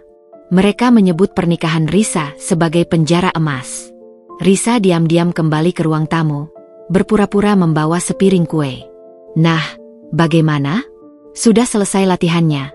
Tanyanya, suaranya ceria, seolah ia tidak mendengar sepatah kata pun. Fahri dan Dina segera duduk tegak, kembali ke mode profesional. Sempurna, sayang. Dina banyak membantu. Aku akan membuat pidato ini menjadi masterpiece, kata Fahri, sambil meraih tangan Risa dan menciumnya. Risa tersenyum pada Fahri, senyum yang menyimpan ribuan rahasia dan rencana pembalasan. Aku yakin itu. Kalian berdua memang tim yang tidak tertandingi. Aku bersyukur kalian ada di sisiku, menjaga proyek ini tetap on track. Selalu, Riz. Kami akan selalu ada untukmu, jawab Dina, nadanya terdengar meyakinkan, padahal Risa tahu persis, itu adalah nyanyian kebohongan terakhirnya. Setelah Fahri dan Dina pergi, Risa segera mengambil recorder di bawah vas kristal. Ia menyambungkannya ke laptop. Suara mereka, tawa, bisikan, rencana penipuan, hingga pengakuan cinta terlarang, terdengar jernih, seperti simfoni pengkhianatan. Risa memotong rekaman itu menjadi bagian-bagian strategis, memasukkan klip-klip kunci ke dalam flash drive yang sudah ia siapkan untuk Pak Danu. Bukti ini jauh lebih kuat daripada sekadar email atau transfer bank. Ini adalah bukti pengakuan yang terekam, tanpa paksaan, di tengah-tengah kebahagiaan palsu yang mereka ciptakan. Risa kini memiliki semua yang ia butuhkan. Bukti visual, tiket, bunga, bukti digital, email, transfer dana, dan bukti suara, pengakuan. Malam itu, Risa tidur sendiri di kamar, menatap langit-langit yang gelap. Ia tidak lagi merasakan sakit yang tajam, hanya kekosongan yang dingin. Ia telah mengubur Risa yang lugu. Kini, yang tersisa adalah Risa, sang dalang panggung, yang siap menarik tirai pada kebohongan yang telah lama berlangsung. Gala Charity tinggal 2 hari lagi. Panggung sudah siap. Semua mata akan tertuju ke sana.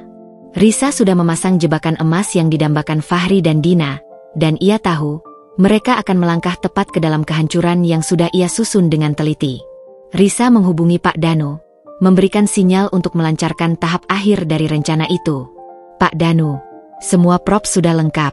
Saya sudah dapat rekaman suara mereka. Siapkan flash drive untuk konsole di ballroom. Dan jangan lupa, siapkan juga para penonton spesial kita, para dewan pengawas yayasan dan media. Mereka harus hadir tepat waktu. Perintah Risa, suaranya setenang lautan sebelum badai. Malam yang dinanti-nantikan tiba. Gala Charity Yayasan Kasih Bangsa diselenggarakan di ballroom termegah di kota. Bagi Risa, ini bukan sekadar acara amal. Ini adalah panggung kebenaran, tempat ia akan mempertaruhkan seluruh sisa harga dirinya untuk menuntut keadilan. Ia adalah dalang yang akhirnya akan naik ke panggung untuk mengeksekusi skenario yang telah ia susun dengan darah dan air mata. Risa tampak memukau malam itu. Ia mengenakan gaun malam berwarna emerald green, dirancang khusus untuk memancarkan aura ketenangan dan kekuatan. Ia menyambut setiap tamu dengan senyum profesional, tetapi di balik mata itu, ada badai yang siap melanda. Ia memastikan setiap detail berjalan sempurna, musik, pencahayaan, makanan, hingga posisi duduk. Fahri dan Dina berada di sampingnya, bertindak sebagai tuan rumah yang ramah. Fahri mengenakan tuxedo yang sangat pas, tampak bangga dan percaya diri. Dina, dengan gaun desainnya sendiri, berseri-seri, bangga atas dekorasi ruangan yang memang mewah dan agung. Mereka adalah duo pengkhianat yang tampil sebagai pasangan ideal, tidak menyadari bahwa mereka sedang berjalan menuju jebakan berlapis emas yang disiapkan Risa. Sayang, kamu terlihat sangat lelah, bisik Fahri, pura-pura khawatir, saat mereka menyambut ketua dewan pengawas yayasan. Setelah ini, kita harus liburan. Aku akan ajak kamu ke tempat yang lebih tenang dari Bali kemarin. Mungkin Maldives. Risa tersenyum lebar. Tentu, Fahri. Setelah semua ini selesai, kita akan mendapatkan ketenangan yang kita berdua pantas dapatkan. Ketenangan yang ia maksud adalah ketenangan setelah membersihkan sampah dari hidupnya. Dina mendekat, tampak cemas. Riz, kamu yakin aku harus duduk di barisan depan? Aku merasa lebih nyaman di belakang panggung, mengawasi detail dekorasiku. Tidak, Din. Kamu adalah desainer utama, dan kamu sepupuku. Aku ingin kamu mendapatkan penghargaan tertinggi. Lagi pula, kamu harus duduk di sana, di singgasana VIP itu, untuk melihat pidato Fahri. Dia bilang pidatonya akan sangat menyentuh. Aku tidak mau kamu melewatkannya, desak Risa, tangannya memegang lengan Dina erat-erat, sebuah pegangan yang terasa seperti rantai yang mengikat. Dina akhirnya mengangguk, terpaksa. Ia terlalu takut untuk menolak, takut Risa akan curiga di saat-saat terakhir. Saat para tamu mulai duduk, Risa diam-diam melangkah menuju ruang kontrol audiovisual di balik panggung, tempat para teknisi bekerja. Ia membawa sebuah flash drive kecil yang diselipkan di dalam clutch mahalnya. Di sana, ia disambut oleh Aji, kepala teknisi yang sudah ia percaya selama bertahun-tahun. Di ruangan itu juga duduk Pak Danu, yang menyamar sebagai konsultan teknis yayasan. Aji, saya ingin kamu pastikan setup audio dan video saya berjalan sempurna. Ini acara paling penting dalam sejarah IO kita, kata Risa, memberikan kode tak terucapkan kepada Aji. Aji mengangguk, sudah mengerti bahwa Risa punya rencana rahasia. Ia tahu Risa adalah wanita yang profesional, dan jika Risa bertindak seperti ini, pasti ada sesuatu yang besar dipertaruhkan. Risa mendekati Pak Danu, mengeluarkan flash drive itu. Ini isinya, Pak Danu. Semua bukti visual dan rekaman suara ada di sini. Saya akan berikan aba-aba di akhir pidato Fahri. Begitu saya berikan sinyal, tekan tombol play di presentasi saya. Tidak boleh ada jeda, Pak. Harus segera setelah Fahri selesai bicara. Sinyal apa, Risa? Tanya Pak Danu, suaranya pelan dan tegang.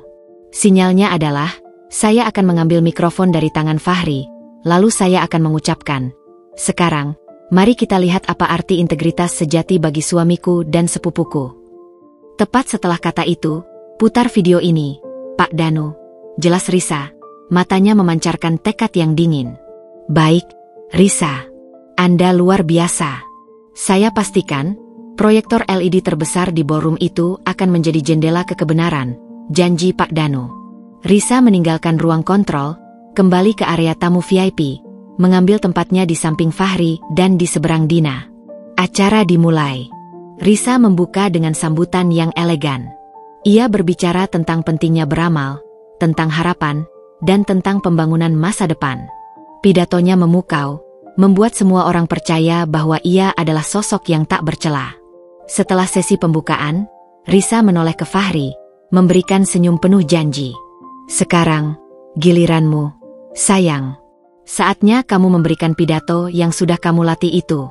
Tunjukkan pada semua orang, apa arti kesetiaan.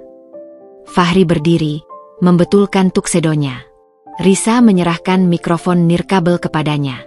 Fahri naik ke panggung utama, di bawah sorotan lampu yang tajam, persis di depan layar LED raksasa yang sudah siap menyajikan data yang akan menghancurkannya. Di barisan depan, Dina tersenyum bangga, menatap Fahri. Fahri memulai pidatonya. Suaranya bergetar sedikit di awal, tetapi ia cepat menguasai panggung, kembali menjadi manajer percaya diri yang pandai merangkai kata. Hadirin sekalian, mulai Fahri, suaranya bergema di seluruh ballroom. Malam ini, kita bicara tentang harapan, tentang yayasan yang kita dukung. Tapi saya ingin berbicara tentang pondasi dari setiap keberhasilan, integritas dan kesetiaan. Dalam hidup, dalam pekerjaan, dan terutama, dalam hubungan. Kesetiaan adalah mata uang yang tidak bisa dibeli dengan uang. Kesetiaan adalah janji yang harus kita jaga dengan segenap jiwa. Risa berdiri di pinggir panggung, menatap Fahri. Setiap kata yang keluar dari mulutnya terasa seperti luduhan panas di wajah Risa. Ironi ini begitu kejam, begitu memuakkan. Fahri melanjutkan, menatap ke arah Risa di pinggir panggung. Saya ingin berterima kasih kepada istri saya, Risa. Dia adalah teladan kesetiaan. Dia adalah mercusuar yang menuntun saya pulang setiap malam.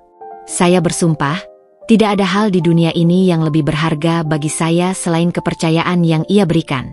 Saya berjanji, saya akan selalu menjaganya, dan menjunjung tinggi integritas dalam setiap langkah hidup saya. Karena tanpa kesetiaan, kita tidak punya apa-apa. Pidato Fahri diakhiri dengan tepuk tangan meriah. Para tamu, terharu dengan kemesraan palsu itu, bangkit berdiri memberikan standing ovation. Dina tersenyum haru, matanya berkaca-kaca, mungkin bangga dengan akting luar biasa Fahri, atau lega karena tahap pementasan show mereka berjalan mulus. Inilah momennya. Puncak dari semua perencanaan Risa. Fahri melangkah mendekat, hendak memberikan mikrofon kembali kepada Risa. Risa menerima mikrofon itu, tangan mereka bersentuhan sebentar. Risa merasakan getaran hangat dari tangan Fahri, sebuah sensasi yang kini terasa menjijikkan. Risa menoleh ke arah kerumunan, membiarkan keheningan sesaat menyelimuti ballroom. Semua mata tertuju padanya. Ia menarik napas dalam-dalam. Risa menatap Fahri yang berdiri di sampingnya dengan senyum puas. Ia kemudian menoleh ke barisan VIP, menatap Dina yang tampak lega dan bangga. Risa menghela napas, suaranya tenang namun tajam, seolah pecahan kristal yang dilemparkan ke lantai marmer. Terima kasih atas pidato yang menyentuh hati, Fahri. Anda berbicara tentang integritas, kesetiaan, dan janji. Saya setuju, tanpa kesetiaan, kita tidak punya apa-apa. Risa berhenti sejenak, mengumpulkan semua keberanian dan rasa sakitnya menjadi satu kalimat kunci. Sekarang, mari kita lihat apa arti integritas sejati bagi suamiku dan sepupuku. Kata-kata itu baru saja keluar dari bibir Risa, dan ia segera memberikan sinyal dengan tatapannya kepada Pak Danu di ruang kontrol. Jari Pak Danu langsung menekan tombol play di konsole utama. Lampu di ballroom meredup drastis, dan seketika itu juga, layar LED raksasa di belakang Fahri, yang seharusnya menampilkan logo yayasan, menyala terang dengan gambar visual yang mematikan. Fahri dan Dina, yang terkejut dengan sinyal tak terduga Risa, hanya bisa mematung di tempat mereka, tidak menyadari bahwa tirai kebohongan mereka baru saja ditarik paksa. Begitu Risa mengucapkan kalimat pamungkas, gemuruh sunyi menyelimuti ballroom. Lampu sorot, yang tadinya memuja Fahri, kini menyinari layar LED raksasa di belakangnya, mengubahnya menjadi jendela ke neraka pribadi Fahri dan Dina. Tayangan dimulai. Di layar, muncul gambar pertama, 2 tiket pesawat ke Bali dan Lombok, dengan nama penumpang yang tertera jelas dan tak terbantahkan, Fahri Ardiansyah dan Dina Permata. Di bawahnya, Risa menambahkan caption singkat, liburan rahasia di sela-sela rapat penting. Keriuhan bisikan segera pecah di antara para tamu. Para dewan pengawas yayasan tampak terkejut. Fahri, yang berdiri di depan layar, langsung membalikkan badan. Wajahnya yang semula percaya diri kini pucat pasi, seperti patung lilin yang mulai meleleh. Risa, masih memegang mikrofon, berbicara dengan suara yang tenang, membiarkan setiap kata Fahri tadi menjadi pedang yang menusuk dirinya sendiri. Fahri baru saja berbicara tentang kesetiaan. Dan ini adalah definisi kesetiaannya, ujar Risa. Tayangan berpindah. Kini yang muncul adalah tangkapan layar email yang Fahri kirimkan kepada Dina. Email dengan subjek, perjalanan rahasia, dan isinya yang begitu kejam. Kembali ke penjara emas itu untuk perayaan 5 tahun. Aku sudah kirim buket bunga mawar ke kantormu. Hati kita terikat, meskipun tersembunyi. Di barisan depan VIP, Dina bangkit berdiri, tangannya menutupi mulut. Rasa syok dan ketakutan membuat kakinya lemas. Ia melirik Risa dengan mata yang memohon, tetapi Risa sudah mengenakan topeng keadilan yang tak kenal ampun. Bunga mawar merah di meja Fahri, yang ia katakan berasal dari klien Singapura, ternyata adalah tanda cinta dari sepupuku. Risa menjelaskan, suaranya kini sedikit bergetar, tetapi ia cepat mengontrolnya. Integritas yang ia janjikan, dihidupkan melalui kebohongan terstruktur. Fahri akhirnya sadar bahwa ia telah jatuh ke dalam perangkap yang dibuat oleh istrinya sendiri, berteriak, "Risa, hentikan ini. Matikan proyektor itu sekarang. Kamu tidak berhak." Suara Fahri lantang, penuh amarah, mencoba mengambil alih situasi. Risa hanya tersenyum getir, menggelengkan kepala. "Aku tidak akan menghentikannya, Fahri. Setelah semua yang kamu ambil dariku, aku berhak atas kebenaran ini. Para tamu terhormat, izinkan saya menunjukkan bahwa pengkhianatan ini bukan hanya soal hati." Tayangan visual beralih ke inti masalah, data transfer bank. Grafik-grafik muncul di layar, menunjukkan lonjakan dana yang ditransfer dari rekening proyek yayasan ke rekening pribadi Dina Permata, disamarkan sebagai biaya konsultasi manajemen khusus. Di sampingnya, Risa memproyeksikan cuplikan foto buku catatan Dina dengan perhitungan dana fiktif. Kini, bukan hanya bisikan, tetapi gemuruh protes dan kejutan yang memenuhi ballroom. Para petinggi yayasan saling pandang, wajah mereka berubah gelap karena dikhianati. Risa mengangkat volume suaranya. Angka-angka ini adalah bukti. Bukti bahwa suami saya dan sepupu saya tidak hanya bersekongkol menghancurkan pernikahan saya, tetapi juga bersekongkol untuk menggelapkan dana amal. Mereka menjadikan proyek suci ini sebagai ladang emas untuk membiayai liburan rahasia dan kehidupan baru mereka. Dina Permata, yang kini menjadi pusat perhatian para tamu, terduduk kembali di kursinya, air mata dan make-up-nya luntur tak karuan. Ia telah menjadi simbol aib di tengah panggung kemegahan. Dina Permata. Risa menoleh kepada sepupunya. Kamu datang ke rumahku, berbagi tawa dan air mata bersamaku, padahal kamu sudah menjadi ular berbisa di dalam rumah tanggaku. Apakah kamu masih akan menyangkal semua ini, Fahri? Atau kamu ingin aku memutarkan rekaman suara latihan pidato yang kamu lakukan tadi malam? Fahri terdiam, membeku. Ia tahu Risa telah melangkah lebih jauh dari yang ia duga. Rekaman itu adalah bom nuklir yang akan menghancurkan karirnya, reputasinya, dan status hukumnya. Ia tahu, dalam rekaman itu, ia mengakui segala hal, bahkan menyebut pernikahannya sebagai penjara emas. Risa, tolong, jangan. Fahri memohon, suaranya kini berubah menjadi bisikan putus asa yang menyedihkan. Ia berusaha mendekati Risa, tetapi Risa mundur satu langkah. Risa menatap mata suaminya, tanpa ada lagi cinta, hanya dinginnya realitas. Kamu bilang kesetiaan adalah janji yang dijaga dengan segenap jiwa. Sekarang, aku akan menepati janjiku, janji untuk membongkar aibmu di depan umum, karena kamu sudah menghancurkan jiwa pernikahanku. Risa memberikan isyarat kepada Pak Danu. Pak Danu mengaktifkan file audio terakhir. Suara Fahri, terdengar jernih dari pengeras suara ballroom, menggantikan keheningan yang mencekam. Suara Fahri, aku hampir muntah saat harus berbicara tentang kesetiaan di depan Risa. Suara Dina, SSSD, pelankan suaramu. Tapi aku setuju. Aku tidak sanggup melihat wajahnya. Aku merasa seperti seorang perampok yang berpura-pura menjadi penjaga rumah. Suara Fahri, kita memang perampok, sayang. Kita merampok cinta dan uangnya. Tapi untungnya Risa terlalu sibuk, terlalu naif. Dia terlalu mencintaiku hingga membutakan matanya. Setelah proyek ini sukses, kita akan terbang. Tinggalkan penjara emas ini. Suara Fahri dan Dina, yang penuh cemoohan dan kepastian, bergema di setiap sudut ballroom. Rekaman itu adalah pukulan telak yang tidak hanya menghancurkan Fahri, tetapi juga meruntuhkan Dina di kursinya. Para tamu, termasuk para petinggi bisnis, kini benar-benar marah. Dewan pengawas yayasan bangkit berdiri, menunjuk Fahri dan Dina dengan wajah murka. Seorang dewan pengawas, Bapak Handoko, berseru lantang, Fahri, Dina, kalian berdua kami pecat seketika. Kami akan segera memproses tuntutan hukum atas penggelapan dana yayasan. Kami tidak akan membiarkan penipuan ini berlalu.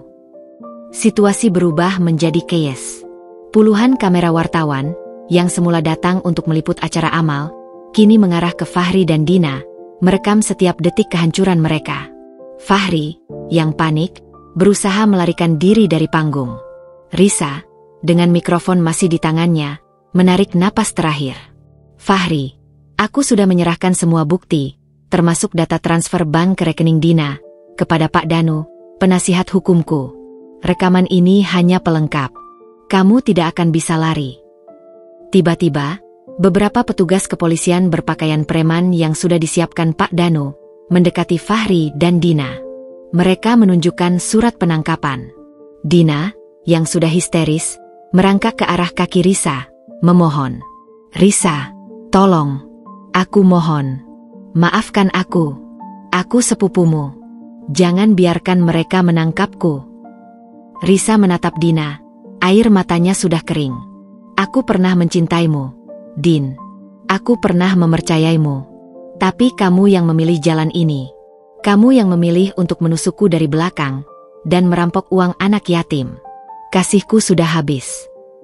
Risa melangkah menjauh dari Dina, menjauh dari panggung yang telah menjadi saksi kebenaran dan kehancuran.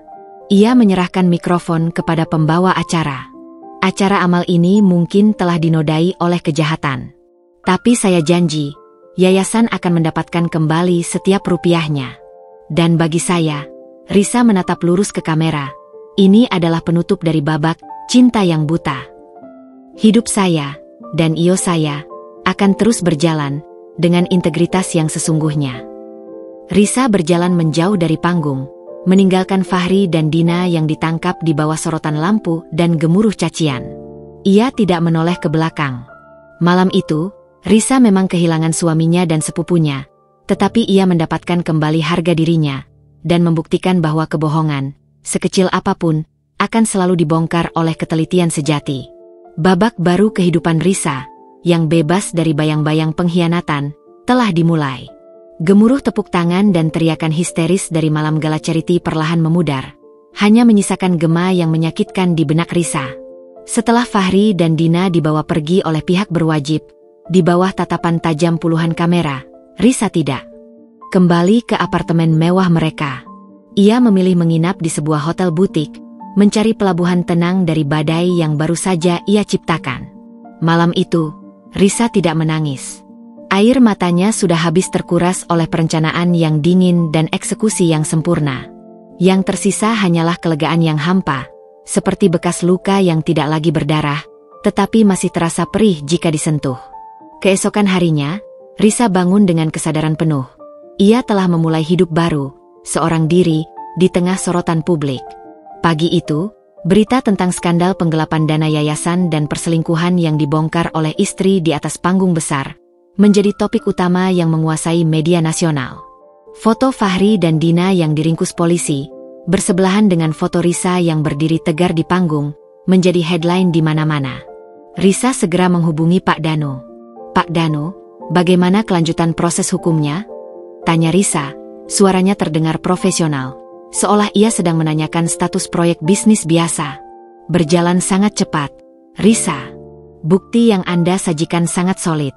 Rekaman suara dan transfer dana sudah cukup untuk menjerat Fahri dan Dina dengan pasal penipuan dan penggelapan.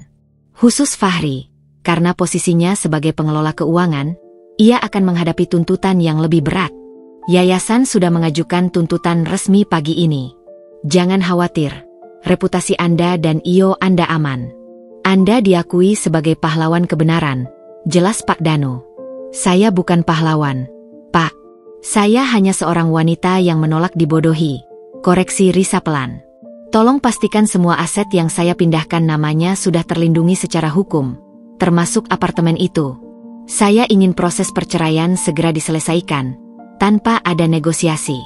Saya hanya ingin dia menandatangani, sisanya urusan pengadilan." "Siap, Risa. Semua akan beres," janji Pak Dano.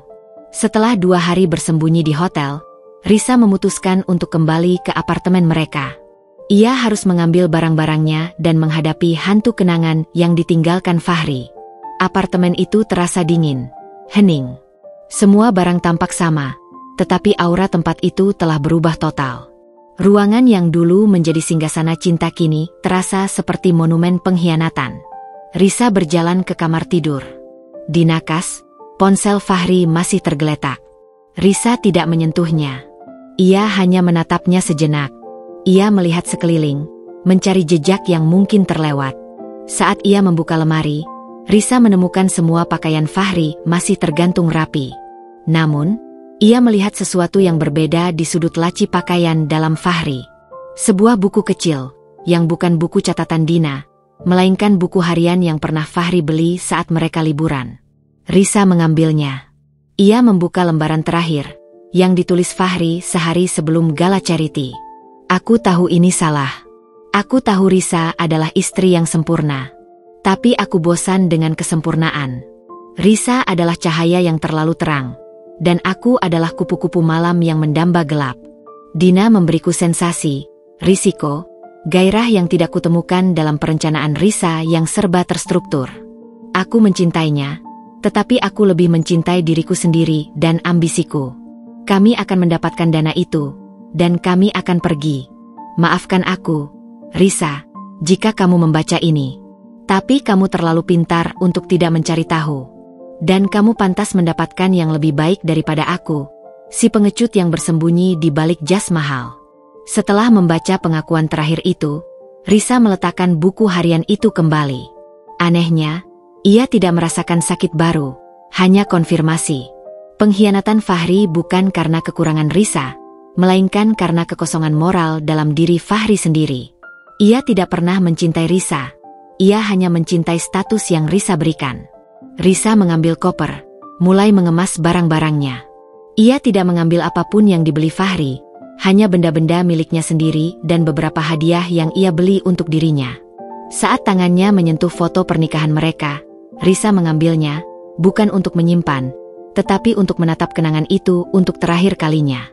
Aku memaafkanmu, Fahri, bisik Risa ke udara hampa. Bukan karena kamu pantas, tetapi karena aku tidak mau lagi membiarkan kebencianmu menjadi rantai yang mengikatku. Beberapa minggu berlalu. Proses perceraian Risa berjalan sangat cepat dan tanpa hambatan. Fahri, yang ditahan dan menghadapi tuntutan penggelapan, tidak punya daya tawar. Ia menandatangani semua dokumen yang disodorkan Pak Danu, tanpa perlawanan. Risa resmi menjadi janda. Ia juga pindah ke sebuah rumah kecil yang lebih tenang, jauh dari hiruk-pikuk kota, tempat ia bisa memulai dari awal. Ia menerima banyak tawaran wawancara, tetapi Risa menolak semuanya. Ia tidak ingin lagi menjadi komoditas drama publik. Ia hanya ingin fokus pada pekerjaannya. Di kantor, Risa menyelenggarakan rapat perdana dengan tim intinya, yang semuanya memberikan dukungan moral penuh padanya. Baiklah, tim. Risa memulai, suaranya tegas. Kita sudah melewati badai besar. Reputasi IO kita tidak hanya pulih, tetapi justru melonjak karena integritas yang kita tunjukkan. Sekarang, mari kita fokus pada proyek-proyek baru. Tapi ada satu hal yang ingin saya tekankan. Di sini, di IO Risa, integritas adalah core value yang tak bisa ditawar. Tentu, Bu Risa. Kami belajar banyak dari peristiwa ini, ujar seorang asistennya. Bagus. Sekarang, mari kita bicara tentang Dina, kata Risa. Saya tahu dia adalah sepupu saya, tetapi ia adalah penipu yang mencoba menghancurkan perusahaan ini dan sebuah yayasan amal. Semua desain dan kontrak yang ia buat untuk proyek Gala Charity harus diaudit ulang oleh tim baru. Kita tidak boleh meninggalkan puing-puing kejahatan di proyek kita. Setelah rapat, Risa duduk sendirian di kantornya. Tiba-tiba, ia menerima telepon dari nomor asing. Ia ragu, tetapi mengangkatnya. Halo. Risa, ini aku, Dina. Suara Dina terdengar parau, pecah, seperti kaca yang remuk. Risa terdiam sejenak. Ada apa, Din? Aku mohon, Riz, cabut tuntutan penggelapan itu. Aku tidak sekuat Fahri di sini. Aku takut. Aku janji akan kembalikan semua uangnya. Aku akan jual semua yang kupunya. Aku hanya ingin keluar dari neraka ini, ratap Dina, yang kini berada di balik jeruji besi. Kamu ingat saat kamu menangis di apartemenku, Din? Kamu bilang kamu hanya menampung dana. Aku memberimu kesempatan untuk jujur dan kamu memilih untuk berbohong. Kamu memilih Fahri, dan kamu memilih uang, daripada darah dan keluarga. Kamu tidak hanya mengkhianatiku, kamu juga mengkhianati masa depanmu sendiri. Jawab Risa, suaranya bergetar karena sakit hati yang masih ada, tetapi ia menahan dirinya untuk tidak marah. Fahri yang memaksaku. Dia bilang dia akan tinggalkan aku jika aku tidak ikut. Aku takut sendirian, Riz. Aku sangat kesepian. Aku hanya ingin dicintai, pinta Dina dengan isak tangis yang memilukan. Semua orang ingin dicintai, Din. Tapi cinta sejati tidak pernah meminta kita untuk menjual jiwa kita. Kamu adalah sepupuku. Aku pernah menyayangimu lebih dari siapapun. Tapi kamu yang merobek benang itu. Dan untuk tuntutan, itu bukan lagi keputusanku. Itu adalah keputusan yayasan, yang kamu curi uangnya. Risa menghela napas, memutuskan bahwa ini adalah percakapan terakhir yang akan ia lakukan dengan Dina. Aku harap kamu mendapatkan keadilan yang kamu cari, Din. Hiduplah dengan kejujuran, bahkan di balik jeruji besi. Selamat tinggal. Risa mematikan telepon. Ia merasa seolah ia baru saja menutup pintu baja untuk selamanya pada masa lalunya. Ia berjalan ke jendela kantornya. Matahari sore bersinar hangat, menyentuh wajahnya. Ia sudah melewati badai. Ia telah kehilangan 2 orang yang ia cintai, tetapi ia memenangkan kembali dirinya sendiri. Risa, sang event organizer, kini siap merancang event terbesarnya, babak baru hidupnya. Sebuah cerita yang akan dibangun di atas fondasi integritas, kekuatan, dan kesepian yang menguatkan. Ia tahu, cinta sejati mungkin belum datang, tetapi ia tidak lagi takut sendirian. Ia telah membuktikan bahwa ia bisa berdiri tegak, bahkan ketika dunia yang ia yakini runtuh. Ia tersenyum, senyum yang kali ini benar-benar tulus. Petualangan baru telah menanti. Beberapa bulan berlalu sejak malam pengungkapan yang menghebohkan itu. Kabar tentang hukuman penjara yang dijatuhkan kepada Fahri dan Dina, serta keberhasilan Risa mengamankan kembali dana yayasan, menjadi sepercik api yang membakar habis sisa-sisa kisah lama. Risa kini sepenuhnya telah menguasai kendali atas hidupnya, dan perusahaannya, Risa Event Organizer, justru mengalami lonjakan popularitas dan kepercayaan. Integritas Risa, yang diuji di bawah sorotan lampu panggung, terbukti menjadi zirah baja yang tak tertembus. Risa telah membenamkan dirinya dalam pekerjaan, menjadikan kantornya sebagai kuil kesibukan di mana kenangan pahit tidak diizinkan masuk. Ia pindah ke rumah baru, sebuah townhouse minimalis dengan taman kecil, yang ia penuhi dengan bunga matahari, simbol optimisme dan pandangan ke depan. Suatu pagi, Risa sedang meninjau lokasi baru untuk acara launching teknologi besar. Proyek ini sangat ambisius, membutuhkan sentuhan visual yang luar biasa, dan kliennya adalah startup teknologi yang sangat disegani, dipimpin oleh seorang CEO muda bernama Arka. Di lokasi, yang merupakan sebuah gedung tua yang diubah menjadi ruang pameran futuristik, Risa bertemu dengan Arka untuk pertama kalinya. Arka adalah sosok yang tenang, dengan mata tajam yang memancarkan kecerdasan, bukan kesombongan. Ia mengenakan kaos polo sederhana dan jeans, kontras dengan para eksekutif yang biasa Risa temui. "Selamat pagi, Bu Risa. Saya Arka. Terima kasih sudah mau mengambil proyek gila kami," sapa Arka, tangannya terulur untuk berjabat. "Proyek gila adalah makanan sehari-hari saya, Pak Arka," balas Risa, tersenyum profesional. "Justru disitulah seninya. Saya sudah melihat denah ruangannya, dan saya rasa kita bisa menciptakan sesuatu yang benar-benar spektakuler di sini." Mereka mulai berjalan mengelilingi gedung. Arka menjelaskan visinya tentang peluncuran yang harus out of the box. Ia ingin acara itu tidak hanya informatif, tetapi juga membawa pesan tentang kejujuran dan inovasi. "Saya tidak ingin presentasi yang muluk-muluk, Bu Risa. Saya ingin ini menjadi jujur. Kami mendirikan perusahaan ini dengan satu prinsip, transparansi total. Saya sangat terkesan dengan integritas yang Anda tunjukkan beberapa waktu lalu. Itu sebabnya saya memilih IO Anda, meskipun banyak yang meragukan," kata Arka, matanya menatap Risa dengan penuh hormat, bukan rasa penasaran. Rasa bangga bercampur haru menjalar di dada Risa. Ia tahu, bayangan skandal itu akan selalu mengikutinya. Tetapi kini, ia datang sebagai saksi hidup dari prinsip yang ia junjung. "Saya menghargai kepercayaan Anda, Pak Arka. Transparansi total akan menjadi konsep utama event ini.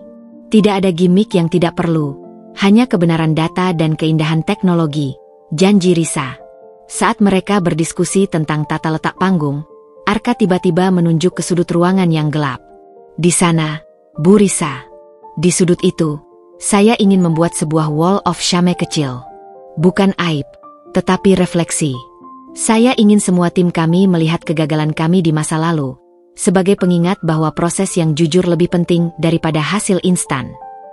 Risa tertegun. Ide itu berani dan tak lazim. "Menarik, Pak Arka. Memajang kegagalan." "Ya, bukankah hidup juga begitu, Bu Risa? Kita belajar dari puing-puing yang tersisa. Saya mengagumi cara Anda menangani puing-puing Anda sendiri. Anda tidak menyembunyikannya. Anda malah menyajikannya sebagai bukti kebenaran. Itu butuh keberanian yang luar biasa." "Itu adalah integritas yang mahal," ujar Arka. Kali ini ia berbicara lebih sebagai seorang teman, bukan klien. Risa membalas pandangannya. Saya tidak punya pilihan, Pak Arka. Ketika kebohongan sudah menjadi rumah, Anda harus membakarnya hingga rata dengan tanah, lalu membangun rumah yang baru. Diskusi mereka berlanjut, beralih dari denah panggung ke filosofi hidup. Arka dan Risa menemukan kecocokan yang jarang mereka temui dalam lingkungan profesional. Arka tidak pernah menanyakan detail tentang Fahri atau Dina. Ia hanya fokus pada pelajaran yang Risa dapatkan. Seminggu kemudian, Risa dan timnya bekerja lembur, menyusun konsep launching Arka. Malam itu, Risa masih di kantor, memeriksa checklist terakhir, ketika telepon dari Pak Danu masuk. "Risa, ada kabar terbaru dari sidang Fahri dan Dina," kata Pak Danu. "Bagaimana?" tanya Risa. Ia tahu ia harus mendengarnya, meskipun ia sudah meletakkan semua perasaan itu ke dalam kotak kenangan yang terkunci. Fahri dijatuhi hukuman paling berat, ditambah denda karena penipuan terstruktur. Dina mendapatkan hukuman yang sedikit lebih ringan karena ia hanya dianggap sebagai kaki tangan, meskipun ia tetap harus mengembalikan dana yang ia gunakan. Mereka berdua mengajukan banding, tetapi kecil kemungkinannya diterima, jelas Pak Danu. "Dan Fahri mengirimkan surat untuk Anda." Risa terdiam. "Surat dari Fahri? Apa isinya, Pak?" "Intinya, ia meminta maaf. Ia mengatakan bahwa Anda adalah satu-satunya orang yang pernah mencintainya tanpa syarat, dan ia menyesal telah menyebut pernikahan kalian sebagai penjara emas. Ia mengatakan bahwa ia kini menyadari, penjara yang sesungguhnya adalah jiwa yang penuh kebohongan." Risa memejamkan mata. Surat itu datang terlalu terlambat. Pintu pengampunan sudah tertutup. "Tolong simpan surat itu, Pak Danu. Saya tidak perlu membacanya. Klosure saya sudah terjadi di panggung ballroom itu. Sekarang, saya hanya menatap ke depan," tegas Risa. "Saya mengerti, Risa. Anda sudah sangat kuat," puji Pak Danu. Setelah telepon ditutup, Risa merasa ada beban yang terangkat dari pundaknya. Ia telah menghadapi masa lalu, dan kini saatnya merangkul masa depan. Saat Risa hendak pulang, ponselnya berdering. "Itu Arka." "Bu Risa, saya tahu Anda pasti sibuk, tapi saya ingin minta pendapat Anda tentang hal lain, di luar proyek. Saya ingin mengundang Anda makan malam. Ini bukan urusan bisnis. Ini murni apresiasi dan mungkin obrolan tentang bunga matahari," ujar Arka. Risa terkejut. Sudah lama ia tidak menerima ajakan yang tulus seperti ini.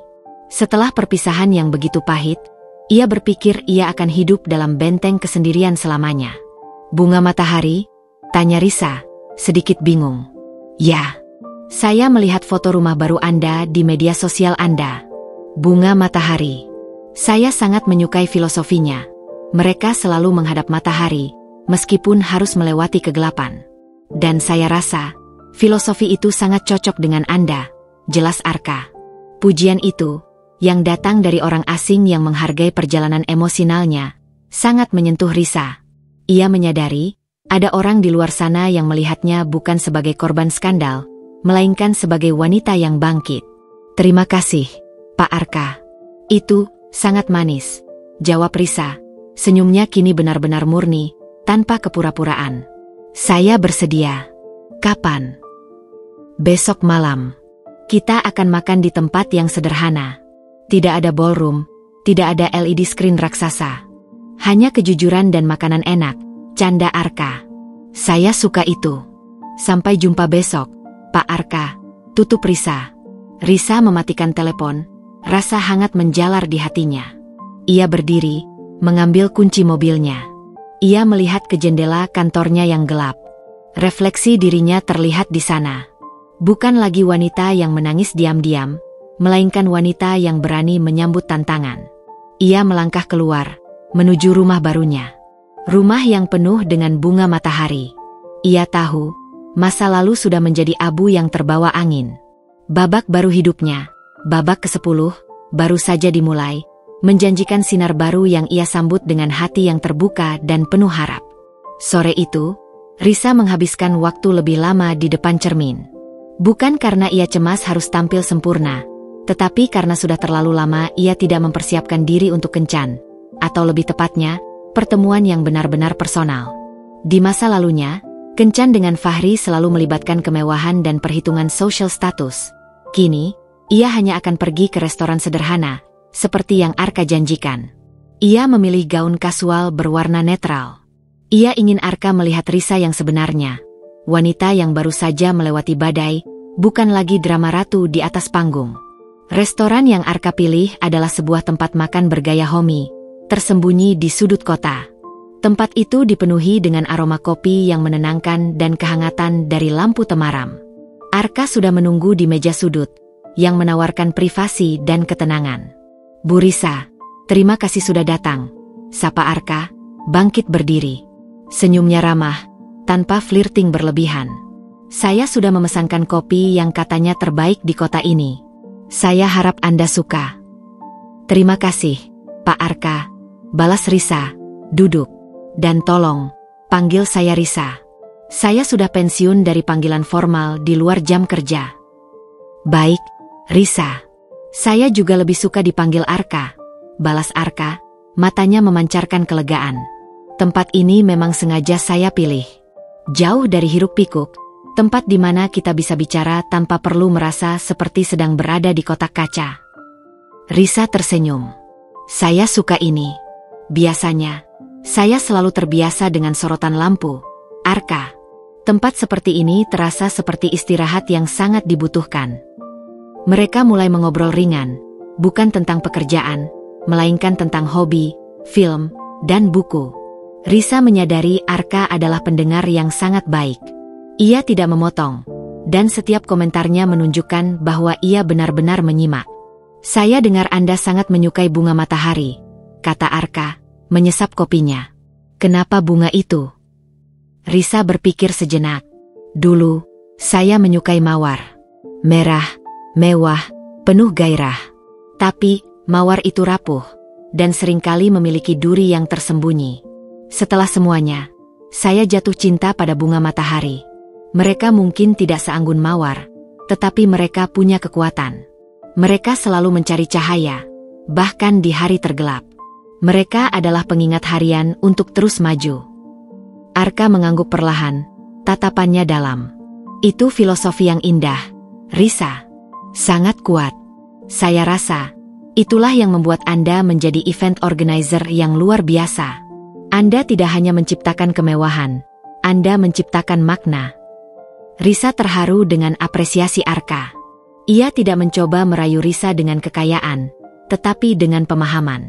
"Tentu saja, makna itu datang dari harga yang sangat mahal," ujar Risa, tiba-tiba merasa harus jujur.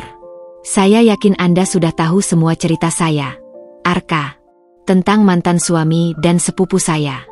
Saya tidak ingin memulai apapun dengan kebohongan. Saya punya masa lalu yang rumit, dan bekas luka itu masih ada."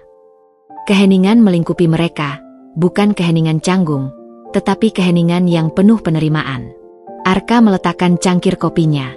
"Risa, saya mengenal Anda dari media, ya. Tapi saya memilih untuk mengenal Anda dari mata saya sendiri. Saya tahu apa yang Anda lakukan di panggung gala charity. Saya melihat bukan aib, melainkan manifestasi keberanian yang langka. Bagi saya, itu menunjukkan siapa Anda sebenarnya. Seorang wanita yang sangat menjunjung tinggi integritas." Ia melanjutkan, "Semua orang punya masa lalu, Risa. Saya sendiri, perusahaan saya juga pernah hampir bangkrut total di awal. Dan saya harus memecat semua rekan yang saya percaya. Itu adalah wall of shame saya. Masa lalu Anda, itu adalah panggung kemenangan Anda, bukan puing-puing. Dan saya tidak takut dengan wanita yang berani menghadapi kehancuran, lalu membangunnya kembali lebih kuat."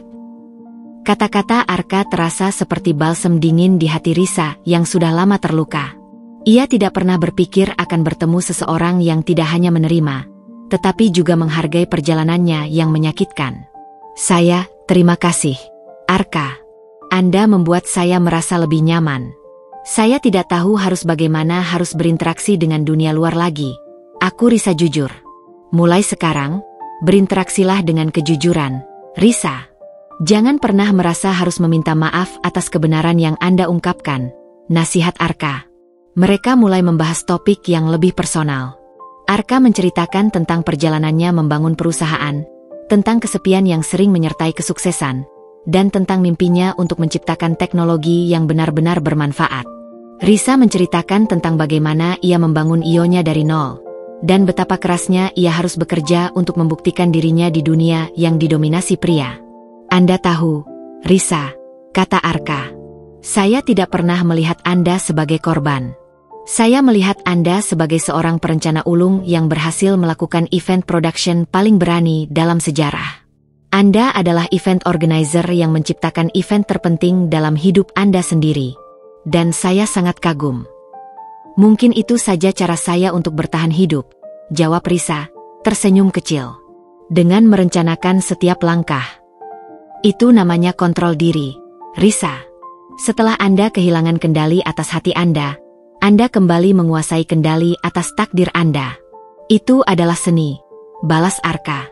Ketika malam semakin larut, Risa merasa bahwa ia sedang duduk di samping seseorang yang bukan hanya menarik, tetapi juga merupakan cermin bagi jiwanya yang sedang mencari kedamaian. Tidak ada flirting yang tergesa-gesa, tidak ada janji kosong, hanya percakapan yang tulus dan dalam. Saat Arka mengantar Risa pulang, mereka berhenti di depan pintu Tower House Risa yang dipenuhi bunga matahari. "Terima kasih atas malam ini, Risa. Ini adalah pertemuan yang paling jujur yang pernah saya alami," kata Arka. "Saya juga, Arka. Terima kasih telah membuat saya merasa normal kembali," jawab Risa. "Anda tidak perlu menjadi normal, Risa. Anda perlu menjadi diri Anda sendiri.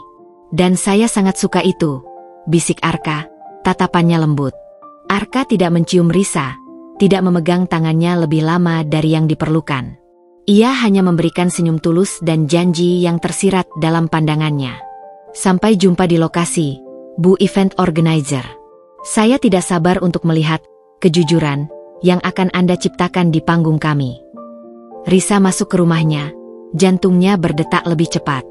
Ia menyalakan lampu, melihat vas bunga matahari di meja ruang tamu. Malam ini, ia tidak hanya bertemu seorang klien atau seorang pria, ia bertemu dengan kemungkinan. Kemungkinan untuk mencintai dan mempercayai lagi, tetapi kali ini, dengan mata terbuka dan tanpa ilusi.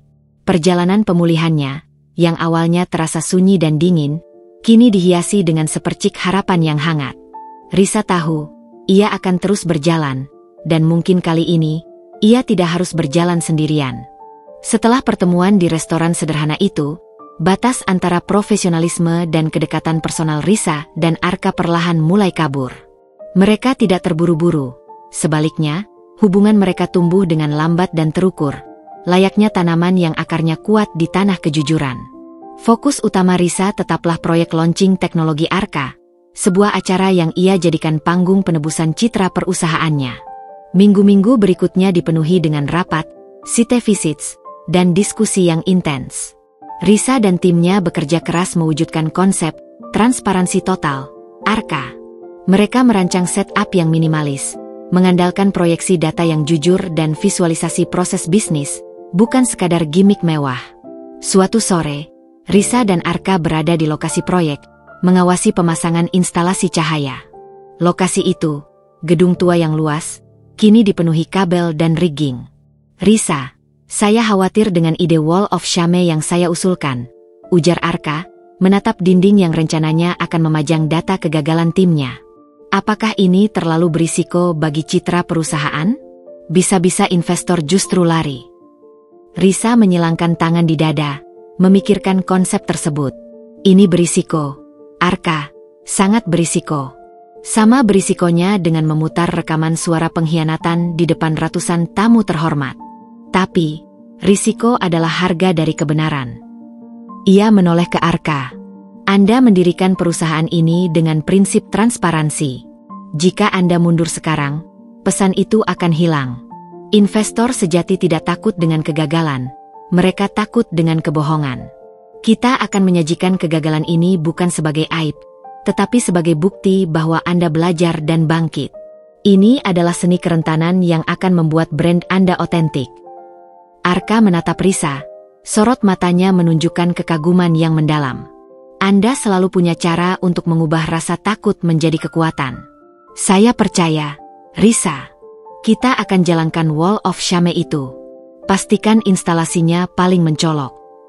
Itu sudah pasti, Arka, jawab Risa, tersenyum bangga.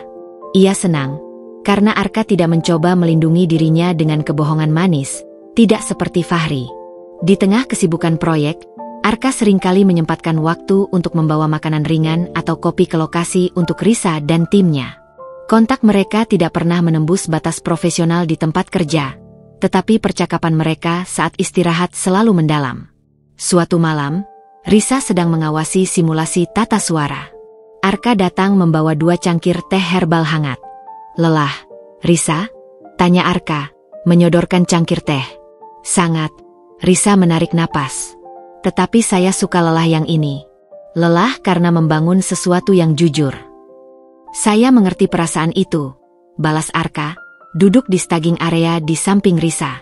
Dulu, saat perusahaan saya hampir bangkrut, saya merasa lelah yang berbeda. Lelah yang datang dari rasa takut ketahuan bahwa saya tidak sehebat yang saya tunjukkan. Risa menatap Arka. Ketakutan itu adalah manusiawi. Fahri juga takut, tapi dia memilih menutupi ketakutannya dengan kebohongan. Itu yang membedakan. Anda memilih mengakui dan menghadapi. Anda benar, Fahri. Arka berhenti sejenak. Saya tidak bermaksud mencampuri masa lalu Anda, Risa, tapi saya harus katakan, saya mengagumi cara Anda mengubah trauma menjadi masterpiece bisnis. Banyak orang akan lari dan bersembunyi. Anda memilih panggung. Risa menatap cangkir tehnya. Awalnya, itu murni kemarahan dan naluri bertahan hidup. Saya harus menyelamatkan reputasi perusahaan dan menyelamatkan sisa-sisa kewarasan saya. Tapi kini, ini adalah prinsip. Saya tidak akan membiarkan siapapun lagi membohongi saya, baik dalam bisnis maupun personal. Saya bisa mengerti itu. Dan saya harap, setelah trauma itu, Anda tidak menutup diri Anda dari kemungkinan baru, kata Arka, suaranya sangat hati-hati. Risa membalas tatapan Arka, tatapan yang terasa seperti sinar hangat di malam yang dingin. Membuka diri itu sulit. Arka, Anda tahu, saya sangat terbiasa dengan perencanaan dan kontrol. Dalam hubungan, saya takut kehilangan kontrol itu lagi. Hubungan yang baik tidak meminta Anda melepaskan kendali, Risa, jawab Arka lembut. Ia hanya meminta Anda berbagi kendali, secara sukarela. Dan yang terpenting, ia meminta Anda jujur. Saya harap Anda tahu, Risa, bahwa saya tidak punya agenda tersembunyi. Tidak ada cash transfer ke rekening tersembunyi. Tidak ada liburan rahasia. Hanya ini, kopi, teh, dan kejujuran yang membosankan, canda Arka, mencoba mencairkan suasana. Risa tertawa, tawa yang lepas dan tulus, tawa yang sudah lama tidak ia dengar dari dirinya sendiri. Kejujuran yang membosankan. Arka, bagi saya, itu adalah barang paling mewah saat ini. Kalau begitu, saya akan pastikan, kemewahan itu selalu tersedia untuk Anda. Arka membalas, matanya dipenuhi janji. Hari launching tiba. Ballroom yang diatur Risa terlihat jauh berbeda dari kemewahan gala charity yang berlebihan. Ruangan itu kini bernapas dengan minimalis, dipenuhi instalasi data dan cahaya yang fokus pada produk. Wall of Shame diposisikan dengan strategis, menarik perhatian tetapi juga menunjukkan transparansi. Arka, mengenakan setelan formal, berdiri di samping Risa di area backstage sebelum acara dimulai. Ketegangan acara besar terasa di udara. Anda terlihat sangat tenang, Arka, bisik Risa. Saya hanya takut, Risa. Tapi saya lebih takut jika saya berbohong kepada audiens saya, jawab Arka. Anda mengajarkan saya bahwa kerentanan itu adalah kekuatan. Anda akan baik-baik saja, Risa meyakinkan, menepuk ringan lengan Arka. Panggung ini akan menjadi kemenangan Anda. Acara berjalan lancar. Presentasi Arka sangat memukau karena ia berani jujur, memaparkan kegagalan masa lalu timnya sebelum memperkenalkan inovasi terbaru mereka. Sorotan media dan investor sangat positif. Launch ini bukan hanya sukses, tetapi juga menciptakan statement yang kuat di industri. Setelah semua tamu pulang, Risa dan timnya mulai membersihkan lokasi. Arka mendekati Risa, wajahnya berseri-seri. Risa, ini adalah event terbaik yang pernah saya saksikan. Anda benar-benar jenius. puji Arka. Tulus. Anda yang berani mengambil risiko. Arka. Saya hanya mengorganisirnya. Balas Risa. Wajahnya tampak lelah namun puas. Arka meraih tangan